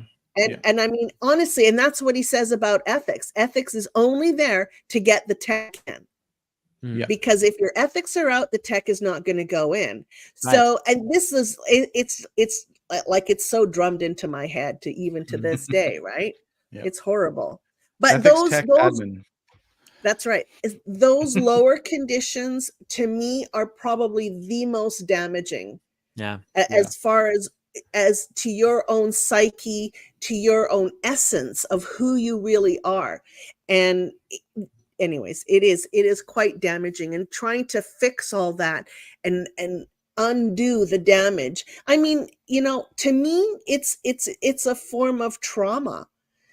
That's how I've sort of come to recognize it. It Yeah. was trauma. It was abuse. When somebody is made to question themselves so much and basically be gaslighted and gaslight themselves, it's traumatic over a long period of time, which Yeah. then puts you into a complex PTSD category.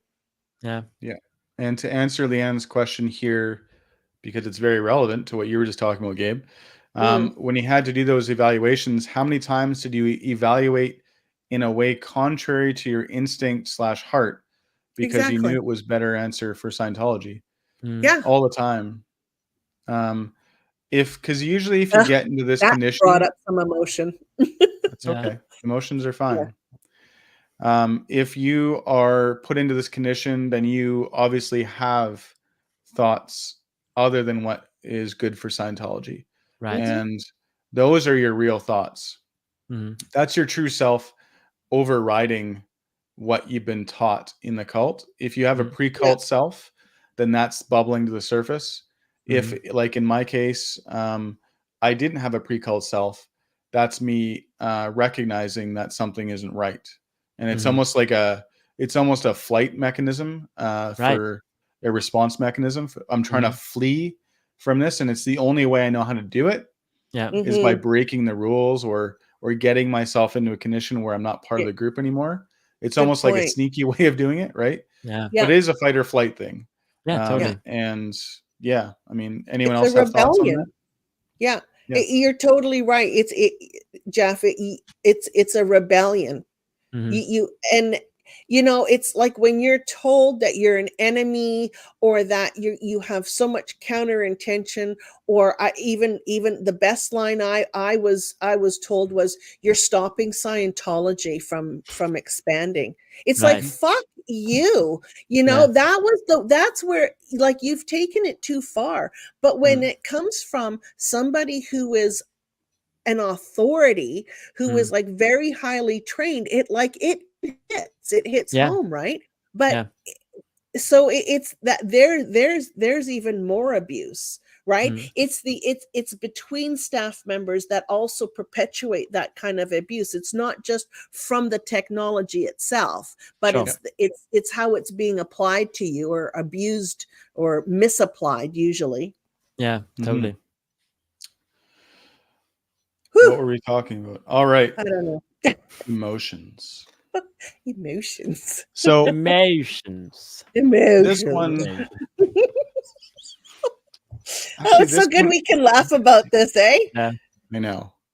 And we don't have to deal with it anymore. We're choosing to deal with this right now.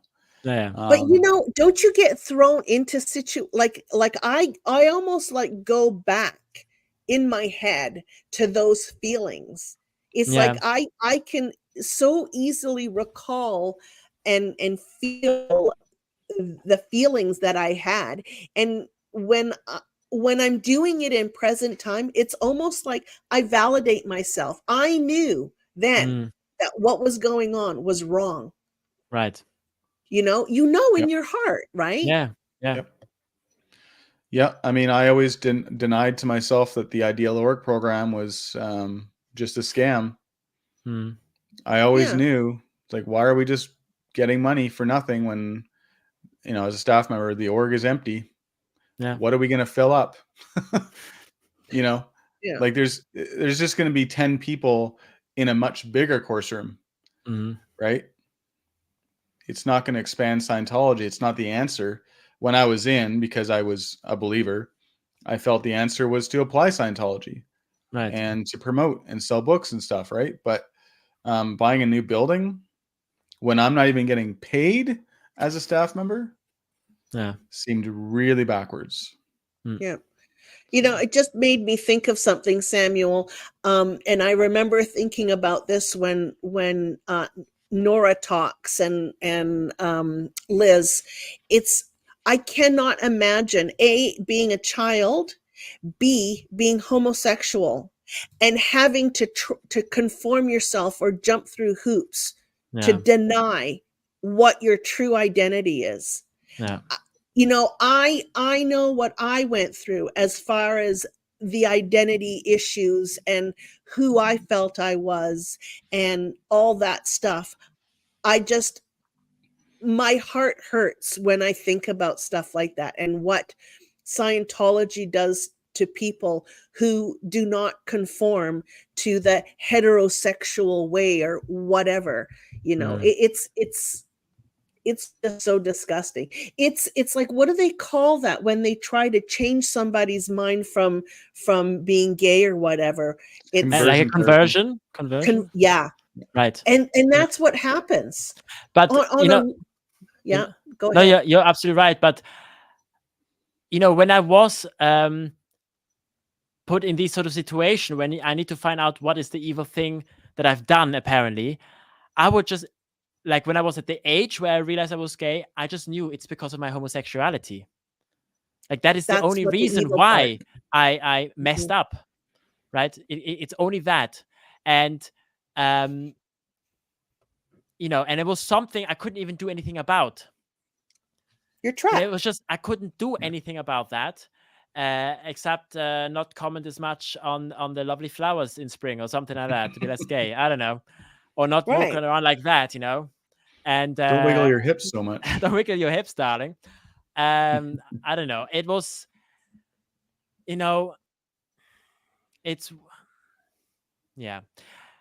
It's, I'm very, I think the right word is disassociated with that time. Like, I could talk about it, I can see myself, but I do not allow myself. I'm looking at it outside, rather than actually being there, happening, because it was so. But I'm feeling it now a little bit in this, in my gut, this feeling of shame, of hating myself so much all the time and being afraid of myself, because I knew I was evil. And so I had to watch out, because when I burned the chicken, that was because I was gay. And when I didn't cook the chicken right, that was my homosexuality. That was my hidden hostility. No, hidden, what's the evil intention. 1.1 Oh yeah, Evil yeah, intention? covert hostility. covert hostility. That was Oh, my fuck.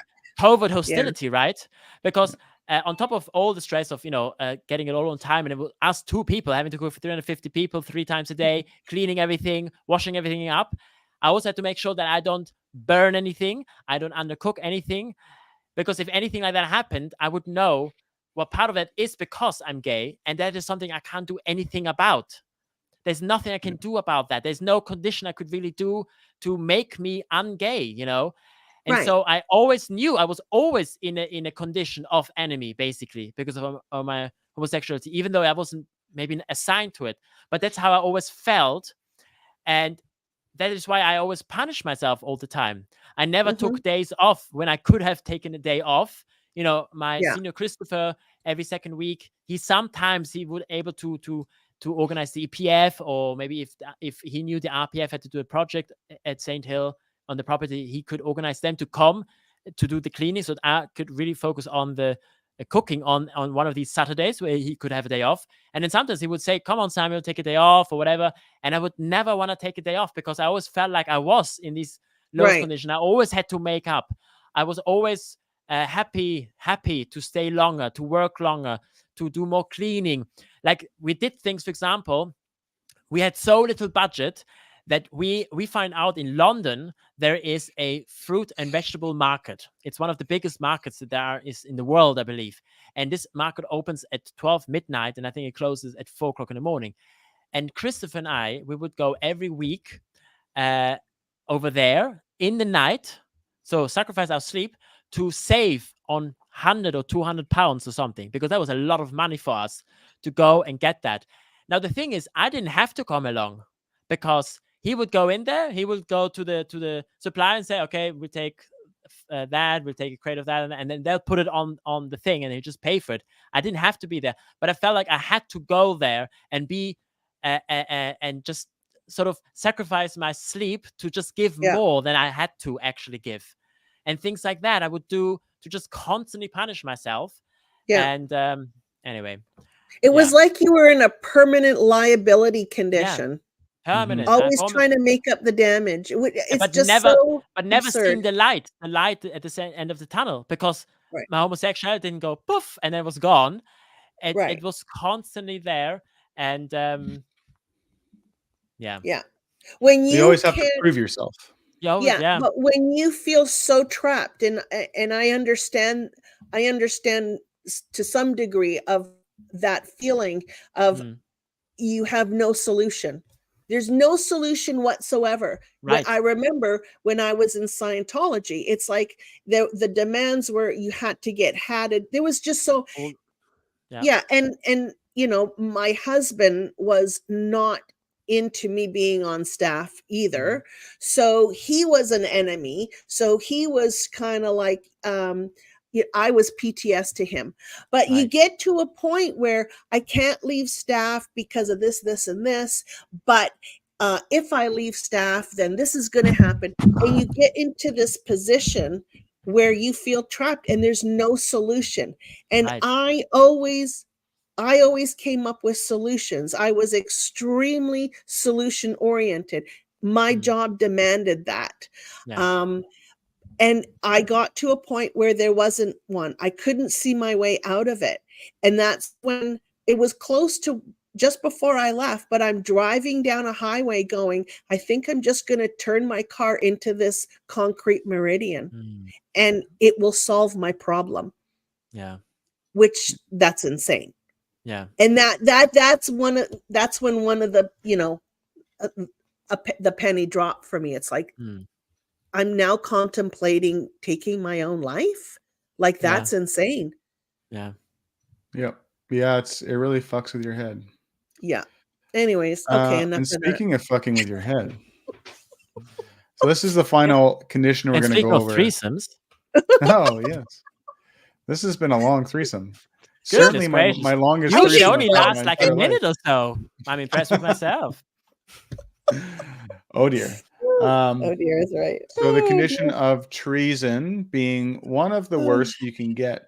I actually consider it worse than confusion, which is technically below it, because it's the last one that has like activities associated with it that you're apparently doing. Right. Yeah. Okay. And it's the most like confusion is you're just like, I don't even know what I'm doing. You're like a Whereas, victim. yeah, Yeah. exactly. Treason, you're the enemy. You're Right. beyond You're an enemy. actively working against the group. Yeah. Mhm. Yeah, Supposedly. exactly. Allegedly. So the formula for the condition of treason is only one step is find out that you are, Mhm. Yeah. right? What does that even mean? Oh, You know, don't. like this It's is just where it's horrible. the introversion comes in, and Mhm. the interpretation of what you believe this could mean, and then it has to Right. match up with what your ethics officer Right. or whoever's handling you, your Mhm. twin or whatever, what they believe as well. And so it gets really difficult, and it gets very easy to abuse someone in this condition Mhm. or who has been assigned this condition, Yeah. and mold them into what you feel they should be answering like. Totally. Because when you're in these conditions of treason or lower conditions in general, it's really hard to describe the feeling of shame and regret and all this low level, quote unquote, low level feelings. It's hard to describe it, Mhm. in words, how you feel when you're given this. It's like Mhm. you're scum, Mhm. Yeah. right? But Like, you spend hours, and I'm not kidding you. I would spend hours in my office just mulling it all over. Who Yeah. am I? Oh my, it's just you're so in your head.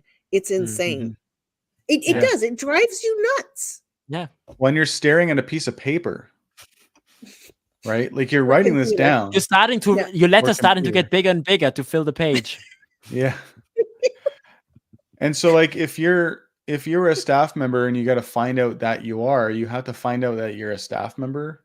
Right. Or if you're a Well, Scientologist, Yeah. you got to like you would be assigned this if you say posted something on an internet forum or did something very, very much against the mores of the group Mm. or agreed upon actions, right? So you're basically re-indoctrinating yourself. yeah. Yeah. Or you didn't close that Re-education. recruit. You didn't get that person on staff. You Right. failed. Yeah. That kind of shit, right? Yeah, exactly. It's I don't like exhausting. this one. No, I don't either. This one hurts. And I think the reason why this hurts so much is like, let's say Samuel, you're assigned this condition, but Mm. you're still a Sea Org member. Mhm. You're still working. It's not like you're like, oh, I'm in treason, I guess I don't have to work now. No, Right. you Yeah. still have to do your post. Yeah. You're still dedicating your life. You're still working 12 to 14 hours a day. Mm.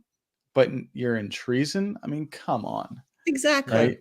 You've Yeah. given 4 years of your life. Oh, you treasonous bastard. Yeah. Yeah.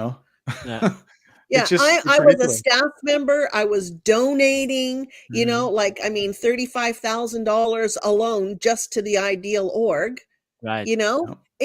but I'm a piece of shit. Yeah. It's Yeah, that nutty. makes sense. Nutty. All right. You know what? Well, that was fun. Fuck Scientology. Exactly. Scientology, darling, to piss off. Darling. Yeah, piss Darling. right off. Yeah. Scientology is nothing but a poop stick. Yep. Quite right. On both sides. All Yeah. over, darling. All over. All over. Yeah. All right. Hey, let's What? do some questions and Oh, comments. hurry. We're coming up on 2 hours in. So I Oh think my God, you guys. Gosh. Quit talking so much. I knew I was going to do this. I'm like, hour Time and a flies half. when you're having fun. That's Yep. true. Put us three together. I know. Forget about it. Yeah. Chatty Cathy's. It's been a marvelous conversation. Quite so. Rather. Thanks. All right. What? Let's go with Anna. Question. Gabrielle, Oh. in your experience, how often people would indicate as an overt something sexual they did with their spouse? Oh, Dish. interesting. Spill the tea, darling. Well, I mean, probably most of my ethics, we called them particles. It was usually, they were up there for quote second dynamic issues. Right. Yep. There is a policy that says that you're not supposed to get involved in people's relationship or the second dynamic, but it's all bullshit. Unless And uh-huh. there is one stipulation to that, though. Which that? Unless it's affecting their bridge progress. That's usually, and which it always does. I mean, Sure. come on. That's a given, right? Especially if it's gay stuff. Oh my God. Honestly. Like that's literally like you could be cheating on your wife and that's not such a big deal, but if it's gay stuff, that's affecting because it's re-stimulating you. Right, and you're not actually Right. allowed to continue on your process until that is Right. handled. Exactly. Yeah, there was a guy in Vancouver. He was OT7 or OT8, and he came out as gay, and Wow. he Who? could not get back on the bridge. Right. Who? You think I could remember his name? He was hardly in the org. He was like early guy, and he sort of showed up and was trying to handle some stuff, and he ended up asking for money back. It was just a huge issue. Yeah. Interesting. But he was just like, it's like, I'm gay there, and there's nothing I can do about it. So if I can't go up the bridge, then give me my money back. And I mean, it was just like, it was crazy. Yeah, that's not surprising. Let's quickly jump onto this one just because it's very relevant. How much out 2D activity took place in orgs between unmarried people? So much. Yeah, back in the early days, it would. People would jump between partners like you would not believe. Yeah, it's nutty. And then you never knew if people were dating each other. They all of a sudden this person's dating this person, and unless they're like married was a little bit different. Yeah, but a little looser when they're just dating and so forth. But you have such a small group of people. And you would never think to like marry somebody who is not a Scientologist. So, you don't have your sort of pool of spouses or whatever is very small. I mean, as a girl, there was way more guys than there were girls when I got in. And I tell you, it was like a feeding frenzy. It was just if like someone became single, if a girl became single, and I know this because my dad was single and he wanted to do everybody, any woman who was including available. Me. Yeah, he would go after anybody. And it was just like instantly perks up. Oh, who's single now? And all of a sudden there's a million dates happening and, and a lot of times I know this, the person would be in a relationship, they'd be fading out of it and another relationship was already kind of starting. And so there would basically be no gap. They just go right into that relationship because they've already been 2D flowing each other beforehand. So it was very messy. Very messy. But again, unless it affects your auditing, none of our business, hands they off. say. You're not supposed to do anything about that. Right. Yeah. So Anna also asks, I never understood what a case supervisor does. Oh. Does the same person oversee auditors and ethics officers? No. So a case supervisor is the person who's in charge of making sure the auditor is giving the correct action to the pre-clear at any given time. It's there's policy letters that once they get to this point, they do this, then they do this, then they do this. It's to make sure the auditor is not also screwing up, like doing the process wrong or making sure their TRs are in and whatever. That's the person, and they are revered in the organization, especially the senior case supervisor, who's the lead case supervisor in the entire org. Yeah, usually the case supervisor is also a trained auditor. Generally speaking, case supervisors would be the highest trained auditor in the organization, generally speaking.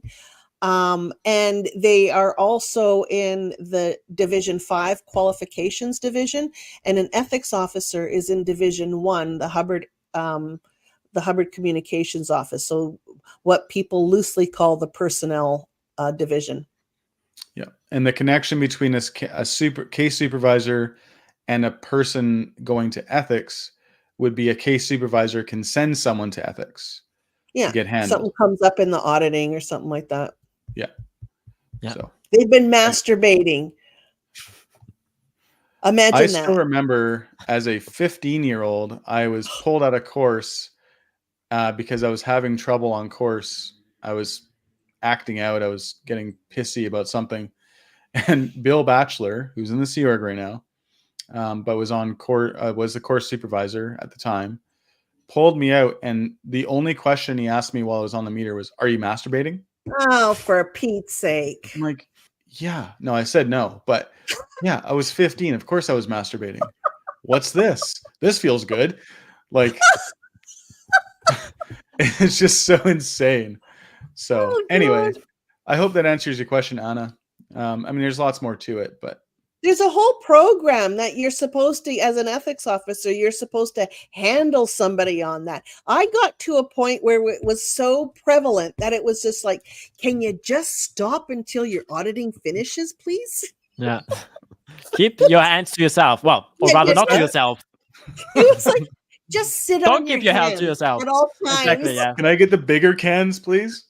Yes, exactly. All right. Oh, God. Ren listens. Comment: if the discipline impedes on your personal human rights, it is wrong. Yes. Absolutely. Yeah. Cool. We got Windy City Thetan Watch. Is the change in condition the explicit effect of a class or book, or is it a side effect of doing well for the org?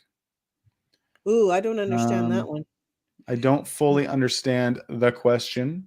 Is the But change in condition? the change in condition, when you start out in non-existence, and then you go through them as your statistics rise or lower. So Right. any condition, generally speaking, is given based on statistics that you hold, in theory, and then the lower ones are based on whether the actions that you do. And with Whether you class, screw up. Yeah. with class, I'm not sure if maybe it's meant sort of like social class sort of thing. Mm. I think it is fair to say that the more senior position you have, the quicker it is that you're going to be assigned a lower condition. Because obviously the mistake you will do will be much worse. Yeah. Yeah. Is that fair? It has more of an effect. Yeah. It has more. Like, yeah. my position in a class 5 organization. So you had the ED, you had the senior executives, and then you had the division head. So I was sort of third down. Mm-hmm. So, you have you're supposed to have a lot of people below you. Even in the other divisions, they're still junior to you, right? Yeah. So, yeah, the higher you are, the harder you fall. Yeah. Yep. That's why I was only ever a department head. Yeah, you big I didn't have pussy. far to fall. I wasn't even that. I was a little smidge on the bottom of the whole book. But it's so you were very vital. important. Yeah, of course it is. People. Oh my God. Feeding the people. It's like, I mean, if enough food, enough sleep, and the staff is happy. Okay. They can even, I would even say, like, they could sort of accept the fact that they didn't get full pay. But if the food was good, it was warm, it was enough, it was great. Right.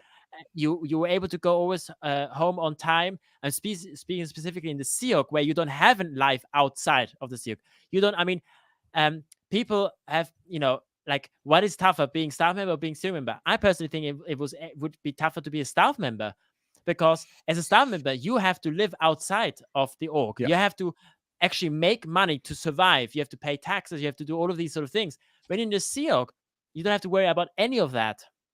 So even if you don't get paid and you only get sludge for lunch or dinner, well, you at least have something, and you don't have to worry about all these other sort of things. Yeah, Yeah, it's it was true. definitely a juggling act. Yeah. And I've heard that said before by people who were in the Sea Org, like, you guys had it so much worse because all we had to do is do our job. Right. It's like, I don't know if I fully agree with that, but I wasn't in that position for very long. You know, I spent time on the EPF, but that's it. So I can't really comment on it. Well, I was staff member for about 2 months as a 10-year-old, so I have a little bit of experience. Yeah, I mean, when I was in training in LA for 1.5 years, it was definitely easier comparatively. Right. I mean, when you're in training, you're pretty much a Sea Org member. You operate on the similar schedules. You're 7 days a week, yada, yada, yada, right? But you don't, I mean, I was trying to remember, we never got pay. I don't think as trainees, maybe once in a blue moon. And then if your home org wasn't paying for like the food and the birthing bill, then you were on like rice and beans and stuff. And that's usually, I couldn't handle it. I stole food. Right. I stole food, and I made my other guys that I was there training with, I stole food for them too, because they wouldn't.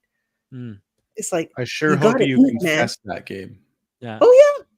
Good. I did. I had to. Horrible thing to do. I actually got food for what was his name? He was the Chinese guy. Oh my God. I forgot. Alan Gosling, and he ended up in my position later. Oh, I can't remember. Anyways. Wallace Lum.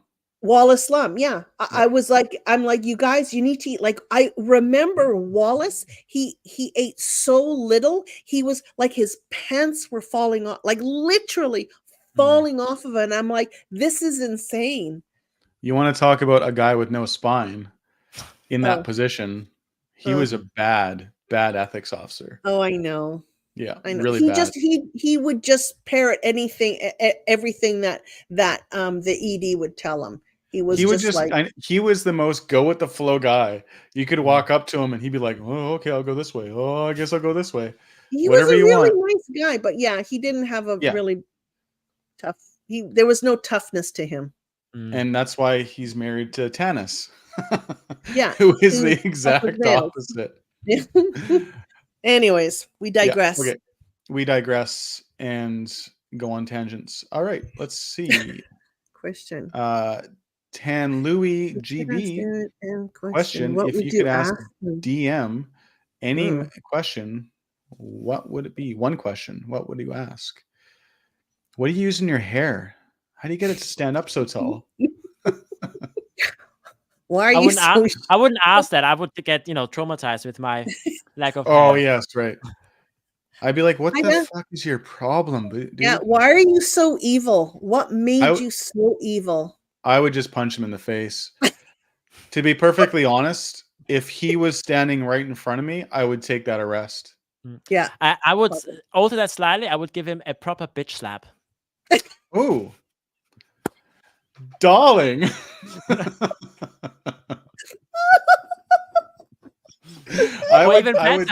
Even better, I'll take an old wet tea bag and then bitch slap him with that. I would pay to watch you do that. I would buy you so many coffees. Oh God! Tea bags, please. Okay, that's funny. What about you, Gabe? What would you do or say to him? Yeah, I don't know about do. Yeah, I'd probably punch him out. Probably, yeah. And then I'd ask him, "Why are you so evil?" He would just turn it around on you. Yeah.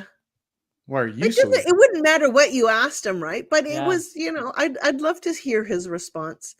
And I would say, "You're actually the SP." I figured that one out. Yeah. Here, let's go through these personality traits. Yeah, right. Shall we? Do some conditions by dynamics on you right now. Yeah. What is a narcissist? Peter Anderson. I think you started this one, Gabe. Yeah. So see some parallel to Article 15 of the Uniform Code of Military Justice is intended to give military commanders a swift efficient and easy way to Control. something. That means continue. So there must be another one that I didn't star. Sorry. Oh, okay. That was bad. My bad. Well, I Apologies. imagine that what Peter's saying is accurate, so we'll go with that. Yeah. Leanne here, staff rates. Yes. So you get staff rates as a staff member. You only have to pay $200 per hour for auditing. Is it? I thought it was. I thought in at least. Oh, you don't know. I thought think it was about 350 50% with of the whatever. sliding scale. Yeah. So it's going to be, depends how much you buy, but it's better to go to actual therapy. Yeah. Yes. Agreed. Martha Simmons has a comment. Sounds like Soviet style education program.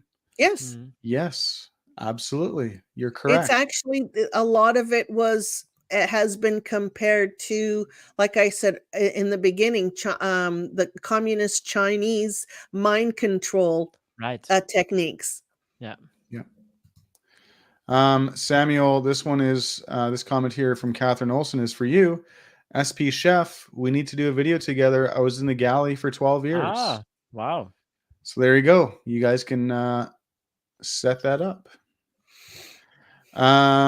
Cool. So we got Patrick Skinner referring to the flag orders you were talking about, Samuel. One flag order was about not using any aluminum pots or pans for cooking. Is that correct? Oh. I vaguely remember that. And now that I read that, I remember something completely that is not on that, related. which is that Hubbard said you're not allowed to use rapeseed oil in cooking. But he doesn't say why. I heard that too. He doesn't say Isn't why. that because Does it I have wonder a if low it's a smoke point, maybe? It goes rancid if it's no. Yeah. Well, I mean, know. all oils will go rancid. But Right. I mean, for example, in Switzerland, we have a lot of rapeseed fields, and we use in many kitchens rapeseed oil. I think you might need to say R seed. No, I'm just kidding. Ours? Oh, you're right. YouTube. Never mind. YouTube, Oh, yeah, you YouTube. know. Well, I'm just bugging you. Grapeseed oil. But It's then such a something terrible else. name for a seed. It is, yeah. And Let's but call I it remember, raw seed. but I remember Christopher, my senior, he used to say, "Well, obviously, with that name, you know, that is why we're not allowed to You use shouldn't it." use it. Oh, that must be it. That's Yeah. verbal tech. Yeah, that was verbal tech, Samuel. Yeah. You should have crammed him. No wonder you left Scientology. It must be because of that. All right, Leanie G. I still struggle with Catholic guilt as a child and Scientology guilt as a teenager and young adult. See, that's interesting. Going from Catholic to Scientology. I don't hear that very often. No. Guilt and the stress of not being always perfect is tough. Right. In my 50s and still can't shake it. I completely understand. I'm not quite in my 50s yet, but I can't shake it. I'm almost 60. Yeah. There's that perfectionist trait. It's like when you're an ethics officer or in that division 1, your job is to see the bad stuff or what we would call the out points. That's what you focus on, and you're supposed to correct those out points by whatever methods. So it's tough. It's tough to switch off that. It's a perfectionism, right? That's basically what happens. Yeah. Thank you very much for that comment, Leanie G. We understand completely. Yes. We duplicate your calm utterly. Utterly. Oh God, I hated that. Leanie G also says, I can still hear no human emotion and reactions. Yeah. No HE and R. That's right. Yeah. I hated that. And honestly, like, there are a few things in Scientology that I feel are the most damaging aspects to it. Ethics being one of them, disconnection, of course, which is part of ethics. Yeah. But the denial or reducing a value of emotions below 2.0. Right. You know, having sympathy for someone, bad. Like really bad. I hated that. I know, like being sympathetic and empathetic is not bad. Yeah. No. It's, I think, like, and then associating them with human thereby separating yourself as a Scientologist, degrading the human condition and emotion is just, it's one of the worst things. Yeah. Yeah, And for being me, human is anyway, the bad. most damaging. Yeah. Yes, Homo sapien. You have to be Homo novus. Yeah, you're down stat if you're human. Yeah. Yeah. Thank you very much for that comment. Mm-hmm. No name in Northwest. Nice to see you, my friend. The groveling was intense in all their mandatory conditions work. Yeah. So introverting, so demeaning. Mm-hmm. Great to be free from that and evaluate self and life to build up instead of grovel down. Yes. Absolutely. Oh, what a beautiful statement. Yeah. Yes. Thank you very much, sir. Yeah, it's always nice to see you here. Question from Anna again. In a class 5 org, who is responsible for the ethics of the public? Or is it one post for both the public and the staff? I'll let you answer that, Gabe. Well, there's actually supposed to be several ethics officers, and that would be in Department 3. So you would have a staff ethics officer, a public ethics officer, and I don't know, a bunch of them. But normally in a class 5 org, it's a one person does everybody, which sounds kind of crass, but yeah. Like a lucky guy or girl, eh? Gets all the action. Nice. And no problem because it's just 2D flowing, so it's fine. Exactly. Yeah. Oh, God. Interesting. So here's a question for you in regards to this, Samuel. How many ethics officers were at St. Hill when you were there? Or I guess MAAs, I should say, because they would be a public MAA and a staff one, I assume, right? Well, I was in CLO, and the organizations that were in charge for delivering the courses and the auditing, this would have been AOSH, Advanced Organization St. Hill, and Foundation, which is the night and weekend shift. I don't remember how many people in ethics were there in the first division, but in CLO, there were maybe two. There were 2 people. Okay. Pretty much all the time that I was there. It's a lot of work for 2 people. Yeah. Do you remember about how many Sea Org members and I guess whatever, all the staff combined? How many there were? Yeah, there were. We had to cook always for between 350 and 370, give or take, because we would have maybe outer org trainees. So we would also have to cook food for them. And I've heard from an inside source, apparently, that now there's only about 250 staff. That's So still 100 more less. than I would think. Wow. That's a lot. Yeah. That's a lot I of guess staff St. Hill's pretty big. for two ethics officers. Yeah. Yeah. It's what broke me. It was the ethics part of it that broke me. It's harsh. And But, trying to recruit people for staff. Yeah. Those But to were be clear, the 2 that I meant were just for CLO. Oh, And then I you see. would, because then you would still have AOSH and St. Hill Foundation. St. Hill Foundation was quite poorly staffed, as I remember. There were not many there. I mean, the bulk of staff were in AOSH, and so I don't know how many there were in Department 1, but I'm sure there were more than just 2, just because there were so many more staff there than in CLO or CMO. Interesting. Cool. Well, thank you very much again, Anna, for that question. Last one here. We got Susan Everett, a bit off topic, so perhaps a good way to end this chat. Do you remember the first full night of sleep you got after escaping, or I guess in our case, Gabe, leaving? I remember. I don't remember the first full night after leaving, but I do remember the freedom, the feeling of freedom, because for my story, I had rejoined the Sea Org, and so I was down in LA, and I was on that really harsh schedule, and it was such a drastic reality adjustment as to what I was getting myself into that I felt very trapped. And so to leave and then realize that I'm actually free of this, and at that point I had made that decision. I'm never going back. I'm never being a Scientologist again. That feeling of being free was palpable, Wow. I'd say. Yeah. Gabe? Well, it's funny for me because I was sick, and part of my autoimmune disorder was insomnia. So, Oh. but I at least had the luxury of sleeping when I could. Right. That was it was strange. I mean, to this day, I tell you, I look at the clock on usually it's Wednesday nights, because if you're a foundation staff member, you hand in your stats on the Wednesday night Right. before the Thursday at 2. But it's still in me, the Wednesday night late nights, and I still not reminisce, but it still comes to mind, oh, stat evolution. Yeah. It that doesn't go away. Yeah. But plus now I'm in menopause, so I have sleep issues anyway. So, but no, it was not having to get up early, or not having to go to bed at like 2 or 3 in the morning after an event. That was huge.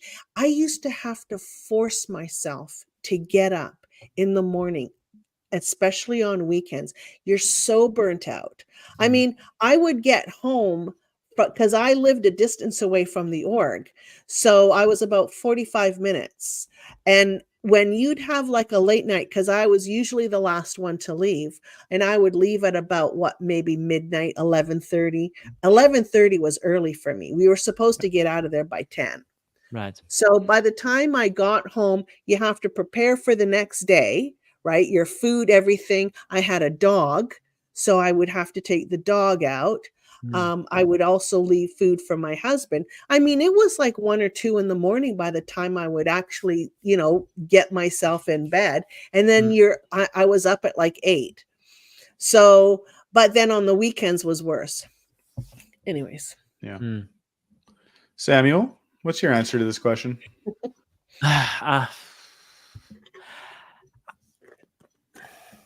For me, I think I don't really remember the first time, I had a full night of sleep, because I had almost every night intense nightmares after leaving, being afraid, being back there, waking up in a cold sweat. Oh, shit, I didn't hear the alarm clock, nobody's down there in the kitchen frying the 400 eggs or whatever, because that was my job. I had to fry all of these eggs and do the porridge and all of that.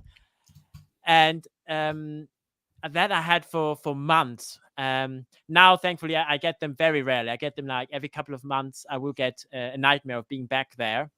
But I can't really answer the question. I can't really. You answered it. Yeah, that's but okay. Yeah. No, that works. Yeah. I remember those feelings. Waking up, like when I would sleep in once in a while, and Right. I was the one that was supposed to open the org, and I was like freaking out. Yeah. It's like, oh my God, I'm like texting, and the anxiety you go through, because you're so responsible. You become so responsible. Yeah. I don't know. Maybe I don't think responsible is maybe it's not the right word. I'm not sure, but you feel so guilty. You feel so bad. It's like, oh my God, this is a huge issue. I'm going to get in shit, Yeah. No, and honestly, one of the things I've realized lately through going through all this, even just talking, actually, I'll say specifically talking about my story online, is I'm pretty sure that since I started this channel, I haven't had a nightmare or night terror like I used to. I should check with Andrea on that, because she's the one that has to wake me up. Like, I literally, I make the most horrific sounds. Oh, wow. Like these terrors, and quite often it's a very similar kind of dream. But when she kind of wakes me up, she has experience with waking people up that have PTSD. That if you wake them up, it could be dangerous. Right. Right? Like they could be violent, just like unintentionally. So she's a little bit sketchy about that. But she wakes me up to the point where I basically stop the sounds, but I never really truly wake up. Right. And so I'm not really conscious at that point, but I don't think I've had one since I started this channel, Wow. which is kind of interesting, because Yeah. I would get them every couple months kind of thing. But Mhm. nightmares for me used to be just that I was back in the Sea Org, Right. or Yeah. back being recruited onto post or whatever. But I don't think I've had one since this. So I've had nightmares not that long ago where I was actually trying to get back into the org. ugh. Yeah. Isn't that That's even yeah. worse. Wow. And I've been Isn't that back into an messed up? org a couple times. Yeah. Oof. And it's been it's going on 11 years now. Yeah. Crazy And shit. it just keeps going. It's all back. It's all in your mind, right? So, Yeah. well, you guys, Yeah. gal, Yeah. darlings, my Ladies. marvelous darlings. We will have to do this again sometime soon. I've really enjoyed myself. I love Yeah. both fun. of you, It was fun. and I love chatting with you. And I love everyone in the chat with their questions and Yeah. comments and supportive comments. It's really cool. I credit all of you guys for my recovery and Aw. my continued path in life, which is hopefully announcement happening soon. We'll be moving on to its next thing. So Excellent. The next phase. the next phase of Jeff version 2.0 or maybe 2.5, who knows? But that will have to wait to another day until everything is finalized. But thank you all. Thank you, Samuel and Gabe, for joining me. Love Remember, you too. Thank you for having us. Yes. Yes. Well, I mean, I would be nothing without you. So, Well, stop it. but if you guys in the chat wouldn't mind giving each channel a like and a subscribe, and if you want to support our channels, I think we all have links in our description on how to do that on a more financial basis. But you know, like any time, we just do this for our own recovery and for the benefit of mankind. Finally. Oh So God, please don't do that. yeah, please do like and subscribe though, because that's important. And until next time, I shall leave you with my very fun outro. Talk soon. Bye.